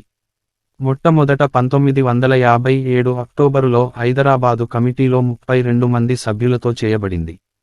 తరువాత 1958 డిసెంబరులో సభ్యులని 16 మందిగా చేశారు. తరువాత 2 సబ్ కమిటీలు విజయవాడలో పెట్టారు.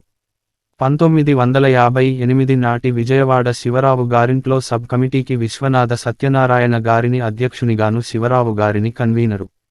సభ్యులు కాటూరి వెంకటేశ్వరరావు, గరికిపాటి కృష్ణమూర్తి, ఎం. ఆర్. అప్పారావు. శాసన సభ్యులు గిడుగు వెంకట సీతాపతి, రామనాయుడు. శాసన సభ్యులు మల్లంపల్లి సోమశేఖర శర్మ, బమిడిపాటి కామేశ్వరరావు సభ్యులుగా ఉన్నారు. అదే సబ్ కమిటీని తిరిగి మార్పు చేసి 1959 ఫిబ్రవరిలో శివరావు గారిని అధ్యక్షతన రామనాయుడు, గరికిపాటి కృష్ణమూర్తి, కంబంపాటి సత్యనారాయణ సభ్యులుగా ఉన్నారు. 1958 డిసెంబరులో హిస్టరీ అకాడమీ పునర్వర్గీకరించబడినది. దాని governing council, editorial committee Kaleswara Rao గారి అధ్యక్షతన సభ్యులు శివరావు గారు, రాళ్లబండి సుబ్బారావు, మల్లంపల్లి సోమశేఖర శర్మగారును, పుట్టపర్తి శ్రీనివాసాచారి గారు కార్యదర్శి. 1959లో శివరావు గారు వ్రాసిన ఆఫ్రికా జాతీయోద్యమము పుస్తకమును ఆంధ్రప్రదేశ్ ప్రభుత్వ చరిత్ర విజ్ఞాన అకాడమీ వారు ప్రచురణను ఆగస్టు 21, 1959 తేదీన భారత ప్రథమ రాష్ట్రపతి రాజేంద్ర ప్రసాద్ గారు పుస్తకావిష్కరణ చేశారు. 1960 సెప్టెంబరులో కాళేశ్వరరావు గారు శివరావు గారిని భారత రాజ్యాంగమును తెనుగుసేత చేయమని కోరారు. అటుతరువాత ఆంధ్రప్రదేశ్ ప్రభుత్వము వారు చరిత్ర విజ్ఞాన అకాడమీ వారి ఆధ్వర్యములో ఇంకో కమిటీ వేసి అందులో కూడా శివరావు గారిని సభ్యులుగా నియమించారు. 1961లో కాళేశ్వరరావు గారు శివరావు గారు రచించే పుస్తకము ఆంధ్రప్రదేశ్ చరిత్రను తొందరగా పూర్తి చేయమని ప్రేరేపించేవారు. ఈలోపల కాళేశ్వరరావు గారు ఫిబ్రవరి 26, 1962లో పరమదించగా అప్పట్లో విద్యాశాఖ మాత్యులుగానున్న పి. వి. నరసింహారావు గారి అధ్యక్షతన అన్ని కమిటీలు కొనసాగాయి. మే 11, 1962 నాడు ఆంధ్రప్రదేశ్ సాహిత్య అకాడమీ వారి 3 సభ్యులు గల కమిటీలో శివరావు గారిని నామినేట్ చేశారు. ఈ కమిటీ యొక్క ఉద్దేశం విలువైన వ్రాతప్రతులను మైక్రో ఫిల్మింగే చేసి ప్రచురించటం. For arrangements to take microfilm copies of Mackenzie manuscripts to be microfilmed and published. అప్పట్లో జరుగుతున్న ట్రాన్స్లేషన్ కమిటీలో సభ్యులుగానున్న శివరావు గారు హిందీ మాటలను తెలుగులోకి తీసుకొస్తున్నందుకు శివరావు గారు అభ్యంతరం తెలిపి సభకు రాజీనామా చేశారు. పి. వి నరసింహరావు గారు అప్పటి విద్యా మంత్రి ఆ సభకు అధ్యక్షులు గానున్నారు. అలా హిందీ మాటలను తెలుగులోకి తీసురావటం గురించి శివరావు గారు హిందూ పత్రికలో లేఖ వ్రాశారు. వారి రాజీనామాకి కారణం ఆంధ్రప్రభవారు ప్రచురించారు. రాష్ట్ర ప్రభుత్వంపై కాపీరైటు ఉల్లంఘన దావా. 1941లో ఏనుగుల వీరస్వామయ్య గారి కాశీ యాత్ర చరిత్ర అను పుస్తకము 3వ సంకలనం కాపీ రైటుతో శివరావు గారు ప్రచురించారు. మొదటి 2, 1838 and 1860 సంకలనాలు చాలా క్లిష్టమైన, వికటమైన గ్రాంధిక తమిళ, తెలుగు పదములు గలిగియుండి ఒకే మెట్టులో కామా గాని, ఫుల్ స్టాపులు గాని, పేరాలు గాని ప్రయాణం చేసిన దారి, రూట్, మ్యాపు గాని లేకయుండినవి. శివరావు గారు మద్రాసు ఓరియంటల్ లైబ్రరీకి స్వయంగా వెళ్లి బహుముఖ కృషి చేసి మొదటి 2వ సంకలనం పై నోట్సు వ్రాసుకుని, క్లిష్టమైన పదాల వివరణతో చాలా పేజీలకి ఫుట్ నోట్లతో వాటిని సాధారణ వాడుక తెలుగు చేసి వీరస్వామయ్య గారి ప్రయాణం చేసిన దారి మార్గపు సూచిక, రౌట్ మ్యాప్ తో సంకలనం చేసినట్లుగా వ్రాశారు. 1951 కాపీ రైటు యాక్టులో రిజిస్ట్రేషన్కు ప్రావధానం లేదని 1867 copy right act press and registration of books act 1867 క్రింద తన 1941 సంకలనానికి తన కాపీ రైటును రిజిస్టర్ చేశారు. 1975లో ప్రభుత్వయాజమాన్యంలోనున్న oriental manuscripts and research institute, state archives వారు శ్రీ పి. సీతాపతి ఐఏఎస్ అధికారి, వి. పురుషోత్తం గార్ల సంపాదకత్వంతో ఈ పుస్తకముకు ఇంగ్లీషు సంకలనం విడుదల చేశారు. శ్రీ వడ్లమూడి గోపాలకృష్ణయ్య జాయింట్ డైరెక్టరుగా ఆ పుస్తకముకు పీఠిక వ్రాశారు. ఆ ఇంగ్లీషు సంకలనం వచ్చిన కొన్ని రోజులకే వెంకటేశ్వర యూనివర్సిటీలో ప్రొఫెసర్గా చేసిన డాజియన్ రెడ్డి గారు ఆల్ ఇండియా రేడియోలో ప్రసంగములో శివరావు గారి 1941 సంకలనం గురించి చెప్పి దానికే ప్రభుత్వము వారు ఇంగ్లీషు తర్జుమా చేశారు అని చెప్పారు. శివరావు గారు తన 1941 సంకలనముతో ఈ 1975 ఇంగ్లీషు సంకలనాన్ని పోల్చి చూడగా ఇది నకలేనని చెప్పకనే చెప్పు ఆధారాలు, శివరావు గారి 3వ సంకలనంలోనున్న తప్పొప్పులు, అపశబ్దాలు, ఫుట్ నోట్ల వివరణ, రూట్ మ్యాప్పు ఇవ్వకపోవడం, మొదటి 2వ సంకలనాలలో రూట్ మ్యాపు లేదని, ఇటువంటి విశదమైన ఆధారాలతో శివరావు గారు హైదరాబాదు సిటీ సివిల్ కోర్టులో 1975లోనే ఇంగ్లీషు ప్రతులను ఆపుచేసి తనకు వప్పచెప్పమనినా, నష్టపరిహారం 20,000 రూపాయలు చెల్లింపమని దావా వేయటం జరిగింది. కానీ క్రింద కోర్టు వారు సంకలనదారుకి వర్తించే కాపీ రైటు యాక్టును అన్యదా వ్యాఖ్యానించి దావాను త్రోసిపుచ్చారు. తదుపరి శివరావు గారు హైకోర్టుకు అప్పీలు చేశారు. హైకోర్టులో ఏ కారణంతో కొట్టివేసింది ఇంకా తెలియలేదు. శివరావు రచించిన పుస్తకాల అంకితం, వారి రచనలు ఏ రాజకీయ నాయకుని గాని మంత్రులకు గాని అంకితం చేయలేదు. వారి తల్లిదండ్రులకు, గాంధీ గారికి, ప్రియమిత్రులకు, సాహిత్యవేత్త, నిస్వార్థ స్వతంత్ర సమరయోధులకు అంకితం చేశారు. 1928లో దక్షిణాఫ్రికా చరిత్ర గాంధీ గారికి, 1933లో అధినివేశ నిజస్వరూపము, డొమినియన్ స్టేటస్ అను స్వతంత్ర సమరయోధుడైన డా వెలిదండ్ల హనుమంతరావు గారుకు కుండా వెంకటప్పయ్య గారి సమక్షములో అంకితం చేశారు. కథలు గాథలను వారి మిత్రులు వాడ్రేవు వెంకటనరసింహారావు గారు, డా ఘంటసాల సీతారామశర్మ, చెరుకుపల్లి వెంకటప్పయ్య గార్లకు తమ విశాలంధ్ర విస్మృతాంధ్ర పుస్తకమును మల్లంపల్లి సోమశేఖర శర్మగారికి అంకితం చేశారు. ఇంకో పుస్తకము, పోలీసు వ్యవస్థను సూర్యదేవర రామచంద్రరావు, ఐపీఎస్ పోలీసు ఆఫీసరుకు శివరావు ఇతరుల రచనలను ప్రోత్సహించి ప్రచురించిన సందర్భాలు. 1. 1929లో భోగరాజు నారాయణమూర్తి గారు రచించిన అల్లాహో అక్బర్ అను పుస్తకముకు తొలిపలుకుగా పరిచయవాక్యాలు శివరాపు గారు వ్రాశారు. 2. బసవరాజు అప్పారావు గారి అకాల మరణం తరువాత వారి గొప్ప రచన గేయాలు అను పుస్తకమును శివరావరు గారు ప్రేరేపణపైన ఆంధ్ర గ్రంథాలయ ముద్రణాలయం వారు 1934 సెప్టెంబరులో ముద్రించారు. అప్పారావు గారి మరణం జూన్ 16, 1933. 1936లో బసవరాజు అప్పారావు గారి పాటలను అన్యాక్రాంతముగా వాడుకుని లబ్ధి పొందుతున్న వారు తమ మిత్రులైనను సహించని శివరావు గారు అప్పారావు గారి సతీమణి గారి అనుమతితో మచిలీపట్నంలోని వకీలు నాటక రంగస్థల పద్య ప్రియుడైన బందా కనకలింగేశ్వరరావు తన మిత్రుడైనను అతను అప్పారావు గారి పద్యాలు పాటలు వాడుకుని లబ్ధి పొందినవాడైనందున అతని మీద కాళీపట్నం నరసింహమూర్తి చేత బందరులో దావా ఓఎస్ 45/36 వేయించి సొమ్ము వసూలు చేయించి అప్పారావు గారి వారసురాలైన వారి సతీమణికి అందచేసిన కృషి గణనీయం. 4. మార్చి 1939 ఏప్రిల్లో బెజవాడలో D. S. Sharma, CV Reddy గార్లు ప్రచురించుచున్న అమృత సందేశము, ఇమోటల్ మిసజ్ అను ద్విభాషా పత్రికలో గాజుల లక్ష్మీ నరసు చెట్టిని గూర్చి పరమేశ్వర పిళ్ళై రచించిన వ్యాసం ముద్రించినది శివరావు గారి ప్రేరేపణపైనే. 5. శతావధాని వేలూరి శివరామ శాస్త్రి గారంతటి మహాపండితుడు తమ పుస్తకము, ఏకవళి ని ప్రచురించుకొను పరిస్థితుల్లో లేకపోవడం చూసి శివరావు గారు స్వయం కృషితో 1940లో ఆంధ్ర గ్రంథాలయ ప్రెస్సు వారిని ప్రేరేపించి ప్రింటింగ్ పేపరు ప్రపంచ యుద్ధ కారణంగా కరువైన రోజులలోనే పేపరును ఇతర దేశము నుండి కొనిపించి ముద్రింపించారు. ఆ సందర్భమున శివరామ శాస్త్రి గారు శివరావు గారిక కృతజ్ఞతలు చెబుతూ ఇట్లా వ్రాశారు: కాగితం తెప్పించటం, పుస్తకం ముద్రించట గంభీరమైన ఉదారత. మీ ఔదార్యాన్ని స్వీకరించడానికి నేను తపస్సు చేసి ఉండాలి లేదా ఇప్పుడు చేయాలి. 6. బసవరాజు అప్పారావు గారి రచించిన పాటల పుస్తకము శివరావు గారి ప్రేరణపై అప్పారావు మెమోరియల్ కమిటీ వారు ముద్రణ చేశారు. శివరావు గారు అప్పారావు గారి జీవిత పర్వాన్ని పాలపర్తి వారు రచించిన మా ఊరు పుస్తకము 1972 ప్రచురించారు. 7. గొర్రెపాటి వెంకట సుబ్బయ్య గారు రచించిన ముట్నూరి కృష్ణారావు గారి జీవిత చరిత్రలో సుబ్బయ్య గారి కోరికపై మొదటి 8 పేజీలు శివరావు గారు సరిదిద్ది తిరగవ్రాశారు. విందులు ప్రచారాలు నిర్మోహమాటంగా నిరాకరించే శివరావు ఏప్రిల్ 18, 1948 నాడు కాంగ్రెస్సు అగ్రనాయకుడు కె.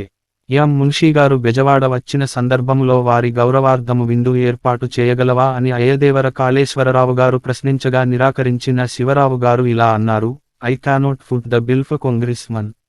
1972 నుండి 73లో తెలంగాణలోని ముల్కీ నియమాలకు వ్యతిరేకంగా ఆంధ్ర ప్రాంతం ఆందోళన. డిసెంబర్ 2, 1972 నాడు ఆంధ్రప్రభలో శివరావు గారి వ్యాసం, సత్యాగ్రహమునకు సమయము, ఆంధ్రలో ఆందోళన గురించిన వ్యాసం ప్రచురించబడింది. అదే రోజున ఆంధ్ర తెలంగాణ సమస్యకు సంబంధించిన ప్రధానమంత్రి నిర్ణయానికి వ్యతిరేకంగా శివరావు గారు వ్రాసిన రెజల్యూషన్ను విజయవాడ బార్ అసోసియేషన్ వారు ఏకగ్రీవంగా ఆమోదంతో స్వీకరించడం శివరావు గారు జయంతిపురం రాజాగారు, వాసిరెడ్డి సదాశివేశ్వర ప్రసాద్ జాయింటుగా ఇచ్చిన వాగ్మూలం ఆంధ్రజ్యోతిలోను, దైనిక జాగరణలోను అదే రోజు డిసెంబర్ 2, 1972 నాడు ప్రచురించారు. ఆ సంవత్సరం డిసెంబరు 9వ తారీఖు నాడు మళ్లీ బార్ అసోసియేషన్కు హిస్టరీ ఆఫ్ ఇండియన్ నేషనలిజంను గూర్చి ప్రసంగించారు. ఆ నెలలోనే బెజవాడ లాయర్ల కన్వెన్షన్కు రిజల్యూషన్ వ్రాసి ఇచ్చి వారి అధ్యక్షుని కోరికపై ప్రసంగించారు. తెలంగాణ ముల్కీ నియమాలను ఖండిస్తూ వారు వ్రాసిన పెద్ద వ్యాసాలను వారధి అనే దినపత్రిక డిసెంబరు 6వ తారీఖున ప్రత్యేక సంచిక వేసి ప్రచురించారు. ఆ ప్రచురణ కాపీలు పంచబెట్టుట జరిగింది. ప్రముఖ న్యాయవాది మిస్టర్ సీర్వై రచించిన కాన్స్టిట్యూషనల్ లా ననుసరించి శివరావు గారు ఒక మెమొరాండాన్ని వ్రాసి వారి జూనియర్ వకీలు యద్దనపూడి హనుమంతరావు ద్వారా ఆంధ్రప్రదేశ్ గవర్నరు ఖండూభాయ్ దేశాయి గారు కు పంపించారు. భారత ప్రధాన మంత్రికి తంతి పంపించారు. ఆంధ్ర తెలంగాణ సమస్య తీసుకుచ్చిన ముల్కీ విధానం అమలు భారత రాజ్యాంగపై అక్రమం జరిగినట్లని శివరావు గారు ఒక వ్యాసంలో వ్రాశారు. ఆ రోజులలో పోలీసువారు అనవసరంగా విధించిన కర్ఫ్యూపై శివరావు గారు ఆంధ్రప్రదేశ్ హైకోర్టులో రిట్టు వేయుటకు పిటిషన్ స్వయంగా వ్రాసి తన జూనియర్ లాయర్ వి. హనుమంతరావు చేత రిట్ వేయించారు. జస్టిస్ చెన్నప రెడ్డిగారి బెంచి ఆ రిట్టును స్వీకరిస్తూ గవర్నమెంటుకు నోటీసు జారీ చేసి ఇంకా ఆ ఆందోళన రోజులలో కర్ఫ్యూ అమలు చేయకుండా నిషేధించారు. 1973 మార్చిలో శివరావు గారు who was responsible for violence అను ఒక కరపత్రం వ్రాసి ప్రచురించారు. ఇండియన్ ప్రెస్ పేపరులో శివరావు గారు సంపాదకుడికి వ్రాసిన లేఖ ఫిబ్రవరి 2 తారీఖున ప్రచురించబడింది. అదే లేఖను తెలుగు అనువాదం చేసి ఆంధ్ర ప్రభవారు ప్రచురించారు. శివరావు గారి రచించిన పుస్తకాలను గూర్చి అభిప్రాయాలు. శివరావు గారి పుస్తకాలను వ్యాసములు చదివి అభినందనలు తెలుపుతూ అనేక ప్రముఖ సాహిత్యకారులు, పండితులు, కవులు, కళాకారులు, న్యాయమూర్తులు, రాజకీయ నాయకులు, ప్రభుత్వోద్యోగులు, పత్రికా ప్రతినిధులే కాక ఆంధ్రదేశం నలుమూల నుంచి పాఠశాల అధ్యాపకులు, కాలేజీ లెక్చర్లు, వివిధ వృత్తులలో వారు వైద్యులు, వ్యాపారస్తులు, దేశాంతరాలలో నున్న తెలుగువారు కూడా ఉత్తరాలు వ్రాసి ప్రశంసించారు. వారిలో చిలకమర్తి లక్ష్మీనరసింహం, చెల్లపిళ్ల వెంకటశాస్త్రి, సురవరం ప్రతాపరెడ్డి, మాడపాటి హనుమంతరావు, వేలూరి శివరామ శాస్త్రి, వేటూరి ప్రభాకర శాస్త్రి, స్వామి చిరతానంద, కట్టమంచి రామలింగారెడ్డి, అల్లాడి కృష్ణ అయ్యర్, అయ్యదేవర కాళేశ్వరరావు, నార్ల వెంకటేశ్వరరావు, గొట్టిపాటి బ్రహ్మయ్య, కండవల్లి లక్ష్మీరంజనం మొదలగు ప్రముఖుల పేర్లు చెప్పక తప్పదు. 1928లో దక్షిణాఫ్రికాలో ఇండియన్ మిషన్లో పనిచేస్తున్నటువంటి ఒక తెలుగువారు శివరావు గారి దక్షిణాఫ్రికా రివ్యూ చూసి వారికి ఉత్తరం వ్రాశాడు. పాశ్చాత్య దేశీయులు సాహిత్య సంశోధన చేస్తూ శివరావు గారిని సంప్రదించిన వారిలో ఒకరిద్దరు ఫ్రాన్సు దేశస్థుడు, ఆంగ్లేయుడు కూడానున్నారు. అక్కిరాజు చంద్రమౌళి కవి గారు 1944లో శివరావు గారు రచించిన కథలు, గాథలు మీద 1949 జూలై 27 తేదీన చెప్పిన అభిప్రాయము చంపకమాల పద్యము. సరస చరిత్రగాథసను సంగ్రహణంబొనరించి నేర్పుతో పరమరసాను భావమున చాకమొనర్చి సుధాసుంబుగా నిరుపమవర్తి గుంపదమనీషులు మెచ్చగడించినావు దరదిగవల్లి వెంకటశిప్రవర. కవి రాజశేఖర. సమీక్షలు, పత్రికాభిప్రాయాలు. శివరావు గారి పుస్తకములు వ్యాసములు అనేక మంది సమీక్షించటం, అనేక పత్రికలు సంపాదకీయ సమీక్షలు వ్రాయటం జరిగింది. వాటిలో కొన్ని: సెప్టెంబర్ 2, 1933 ఆంధ్ర పత్రిక సంపాదక వర్గం వారి పుస్తకం అధినివశ నిజ స్వరూపము, డొమినియన్ స్టేటస్ మెచ్చుకుంటూ సమీక్షించారు. నవంబర్ 19, 1933 అదే పుస్తకమును హిందూ పత్రిక అభినందనలతో సమీక్షించింది. ఆ పుస్తకము వివిధ రాజకీయ విధానములను పోల్చి చూచే పుస్తకమని, it is a comparative politics చెప్పారు. జూన్ 19, 1934 హిందూ పత్రిక వారు వ్యవహార కోశము పారిభాష పదకోశమును కొనియాడుతూ సమీక్షించింది. 1938లో ప్రజామిత్ర, ప్రతిభ అనే పత్రికలు శివరావు గారి సాహిత్య కృషి కొనియాడుతూ బ్రిటిష రాజ్యతంత్రము పుస్తకముపై ఎడిటోరియల్సు వ్రాశాయి. 1938లో శివరావు గారి బ్రిటిష్ రూల్ ఇన్ ఇండియాను అక్టోబర్ 19, 1938న హిందూ పత్రికలో గాడిచర్ల హరిసర్వోత్తమ రావు గారు సమీక్షించారు. 1939లో అదే పుస్తకమును గృహలక్ష్మిలో సమీక్షించారు. ఆంధ్ర పత్రికలో మార్చి 4, 1939న జొన్నలగడ్డ సత్యనారాయణ గారు సమీక్షించారు. 1944లో కృష్ణా పత్రిక ఎడిటోరియల్ వ్రాసింది. జనవరి 4, 1943 గోల్కొండ పత్రిక శివరావు గారి పుస్తకం కాశీయాత్ర చరిత్ర సమీక్ష. అక్టోబర్ 25, 1944 ఆంధ్ర పత్రికలో జలసూత్రం రుక్మిణీనాథ శాస్త్రి గారు శివరావు గారి కథలు గాథలు సమీక్షించారు. మే 25, 1946 ఆంధ్ర పత్రిక ఆదివారం సంచికలో భూమిరైతురాజు గురించి సమీక్ష. జనవరి 20, 1959 మల్లంపల్లి సోమశేఖర శర్మ గారు విశాలాంధ్ర పత్రికలో సన్యాసుల స్వాతంత్ర్య సమరములు అను శివరావు గారి పుస్తకమును సమీక్షించారు. April 13, 1958 the Hindu reviewed his book 1857 పూర్వరంగములు. ఏప్రిల్ 20, 1958 ఆంధ్రపత్రిక రివ్యూడ్ హిస్ బుక్ 1857 పూర్వరంగములు. డిసెంబర్ 20, 1959 ఆంధ్రప్రభ దినపత్రిక శివరావు గారి పుస్తకము ఆఫ్రికా జాతీయోద్యమమును సమీక్షించారు. October 7, 1959 Visalaandhra reviewed his book Africa జాతీయోద్యమము. సెప్టెంబర్ 12, 1959 ఆంధ్రప్రభ రివ్యూడ్ ఆఫ్రికా జాతీయోద్యమము. జనవరి 17, 1960 ఆంధ్రపత్రిక రివ్యూడ్ ఆఫ్రికా జాతీయోద్యమము. జనవరి 2, 1972 ఇండియన్ ఎక్స్‌ప్రెస్ పత్రికలో శివరావు గారు వారి మిత్రులు రాజా వాసిరెడ్డి సదాశివేశ్వర ప్రసాద్ గారి గురించి ఆ పత్రిక సబ్ ఎడిటర్ జి. కృష్ణ వ్రాసిన వ్యాసం, two school politicians in the Indian Express. 1977 Akkiraju Ramapathi Rao గారు సమీక్షించారు.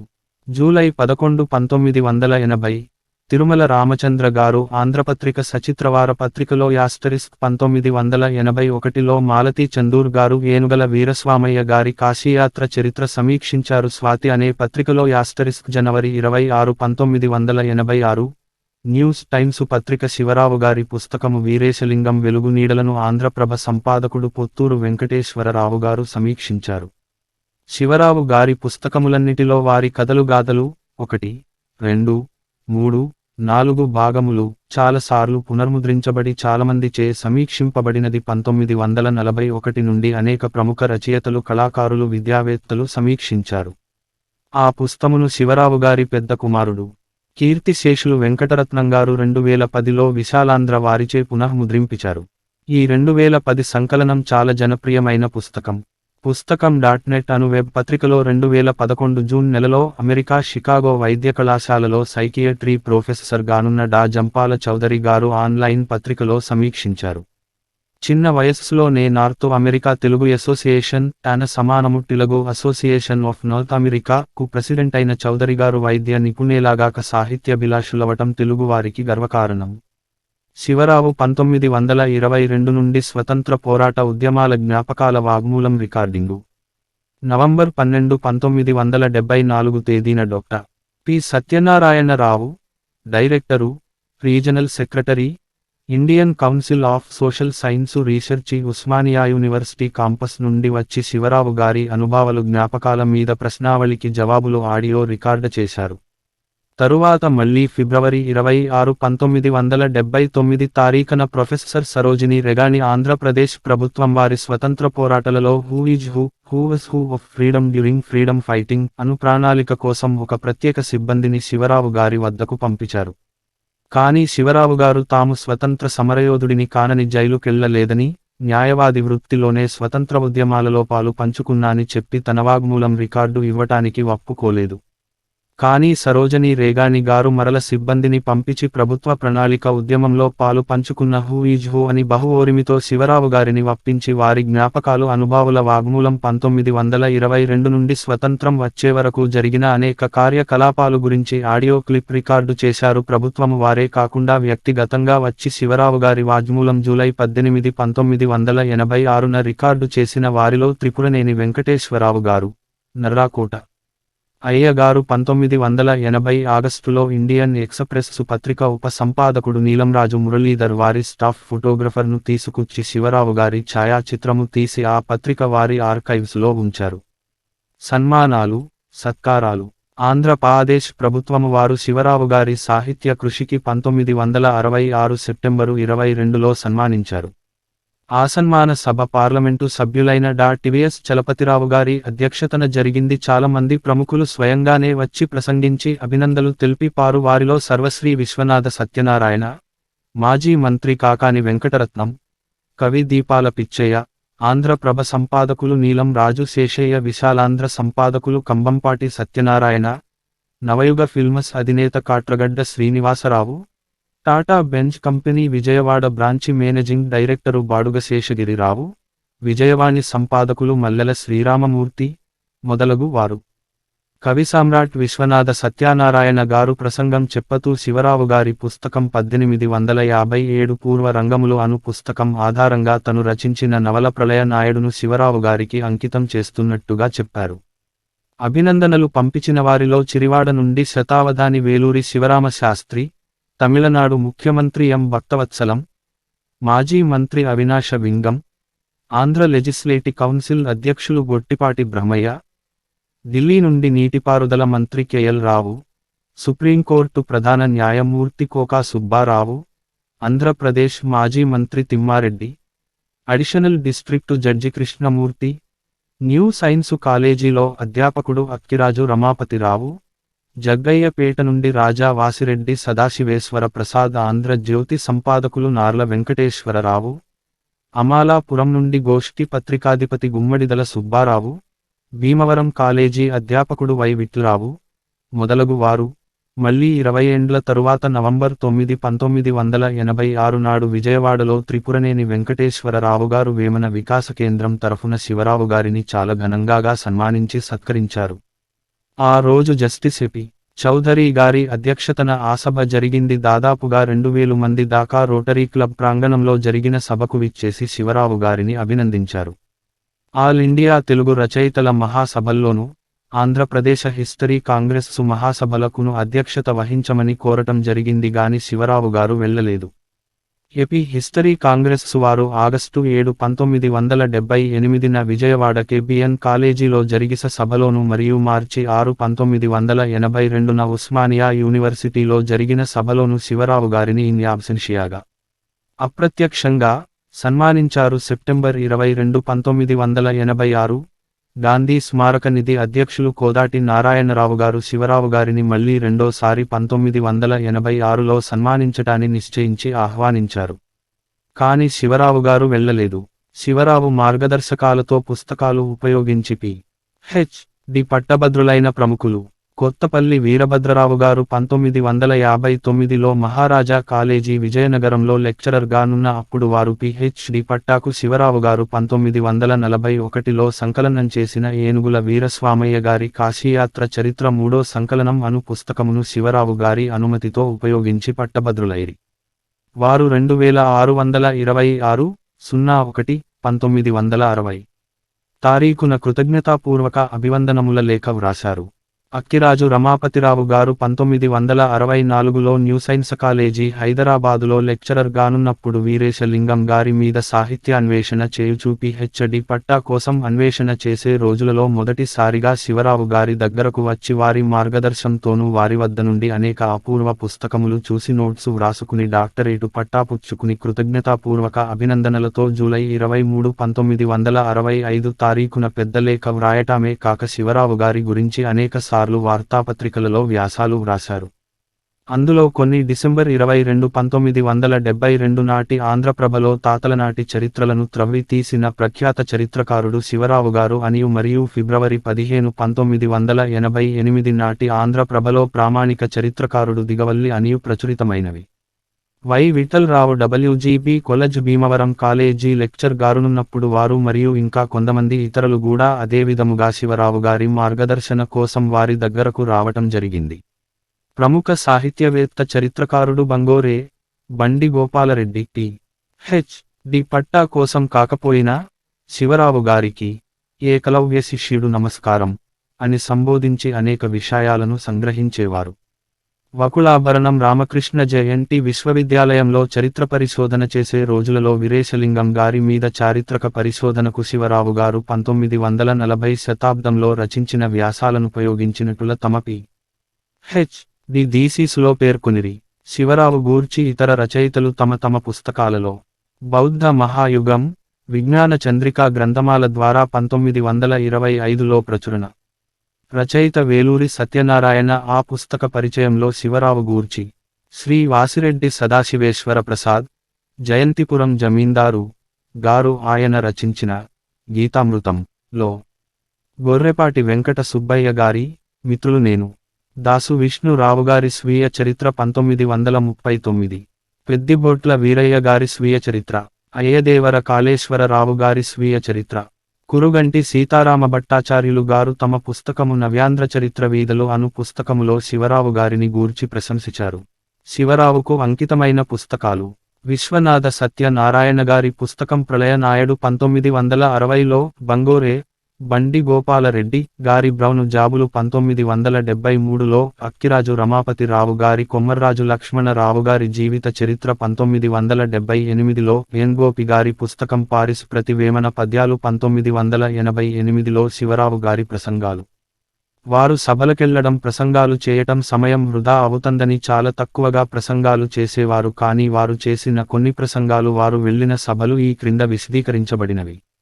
November 11, 1938 All India Radio Madras station programmes director వీరికి ఉత్తరం వ్రాశారు. వారి పుస్తకం అప్పట్లో ప్రచురించబడిన వ్యవహార కోసం ఆధారం చేసుకుని ఇంగ్లీషు మాటలకు తెలుగు కావలసిన ఇంకా విజ్ఞాన పదకోశం మీద కూడా విశేషంగా చెప్పమని. కానీ శివరావు గారు వెళ్ళలేదు. ఫిబ్రవరి 6, 1951 all India Radio Madras station నుండి శివరావు గారు ఇంగ్లీషులో కృష్ణ దేవరాయలు మీద చేసిన ప్రసంగం ప్రసారం చేయబడింది.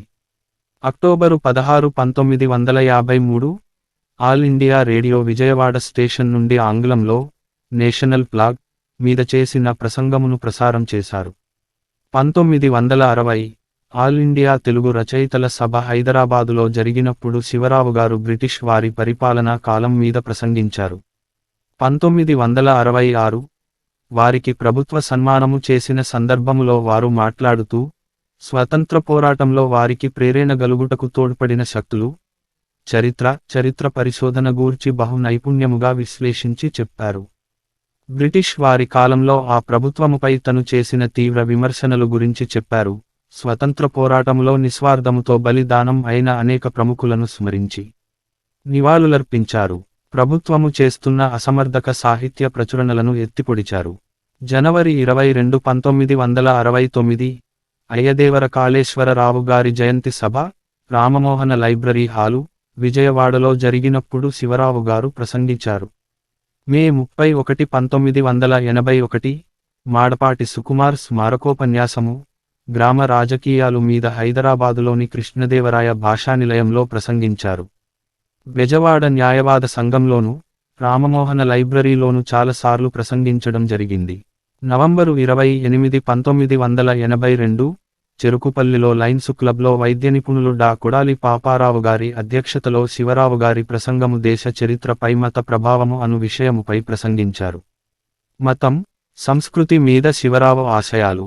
ఏ దేశంలో ఉన్నా, ఏ వృత్తిలో ఉన్నా మన సంస్కృతి పూర్వచరిత్రను గూర్చి తెలుసుకోవాలని, వాటిని తరతరాలుగా నోటిమాటగానైనా వంశపారంపర్యంగా అందజేయాలని ఆయన చెబుతూ ఉండేవారు.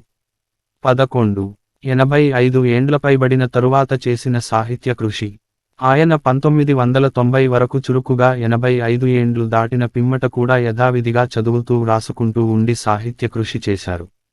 ఆయన 1985 నుండి 1990 మధ్యకాలంలో వ్రాసిన 55 వ్యాసాలు వివిధ పత్రికలలో ప్రచురించబడ్డాయి. వాటిలో 32 వ్యాసాలు రాజమండ్రి నుంచి ప్రచురింపబడే సమాలోచన పత్రికలోను, 3 వ్యాసాలు నెల్లూరు నుండి ప్రచురించబడే జామీను రైతు పత్రికలోను, 8 వ్యాసాలు ఉదయం పత్రికలోను, 10 వ్యాసాలు ఆంధ్రప్రభ దినపత్రికలోను, 2 వ్యాసాలు ఆంధ్రప్రభ వారపత్రికలోనూ ప్రచురించారు. ఏప్రిల్ 25, 1983న ఆయన అప్పటి ఆంధ్రప్రదేశ్ ముఖ్యమంత్రి అయిన నందమూరి తారకరామారావు గారికి కాంగ్రెస్ పరిపాలనలో దిగజారిన సాహిత్య పోషణ గూర్చి బహిరంగ లేఖ వ్రాసారు. 1981 అక్టోబరులో ప్రముఖ రచయిత డాక్టర్ ఎన్ గోపి గారు తమ రచనలను శివరావు గారికి బహుకరించారు. డా గోపి గారు 1988లో వారు రచించిన పుస్తకం ఒకదానిని శివరావు గారికి అంకితం చేశారు. 1981 నవంబరులో ప్రముఖ రచయిత ఆరుద్ర శివరావు గారిని సాహిత్య గోష్ఠి జరిపారు. మే 4, 1983న కావలి జవహర్ భారతి సంస్థ అధిపతి ఎం. పి. ఆర్. రెడ్డి గారు శివరావు గారి బహిరంగ లేఖని అభినందిస్తూ వ్రాశారు. ఫిబ్రవరి 26, 1983న కాట్రగడ్డ మధుసూదనరావు గారు తమ మిత్రులు మాజీ మంత్రితో కలిసి వారు తలపెట్టిన కృష్ణా జిల్లా కాంగ్రెస్సు చరిత్ర"కు సలహానివ్వమని శివరావు గారిని కోరారు. అటు తరువాత డిసెంబరులో ఆ పుస్తకము విడుదలవటం చూసిన శివరావు గారు విచారం వ్యక్తం చేశారు. ఉన్నత ఆశయాల గీటురాయితో పనిచేసే శివరావు గారికి చరిత్రాంశాలపై వ్రాతల లోటుపాటులు సరిపెట్టుకోలేరు. ఆ రోజులలోనే తెలుగు అకాడమీ వారు శివరావు గారిని మాండలిక పరిశోధన గూర్చి తమ అభిప్రాయాలు సలహాలివ్వమని కోరారు. 1985లో వారి ఆఖరి పుస్తకము వీరేశలింగం వెలుగు నీడలు ను త్రిపురనేని వెంకటేశ్వరరావు గారి వేమన వికాస కేంద్రం వారు ప్రచురించారు.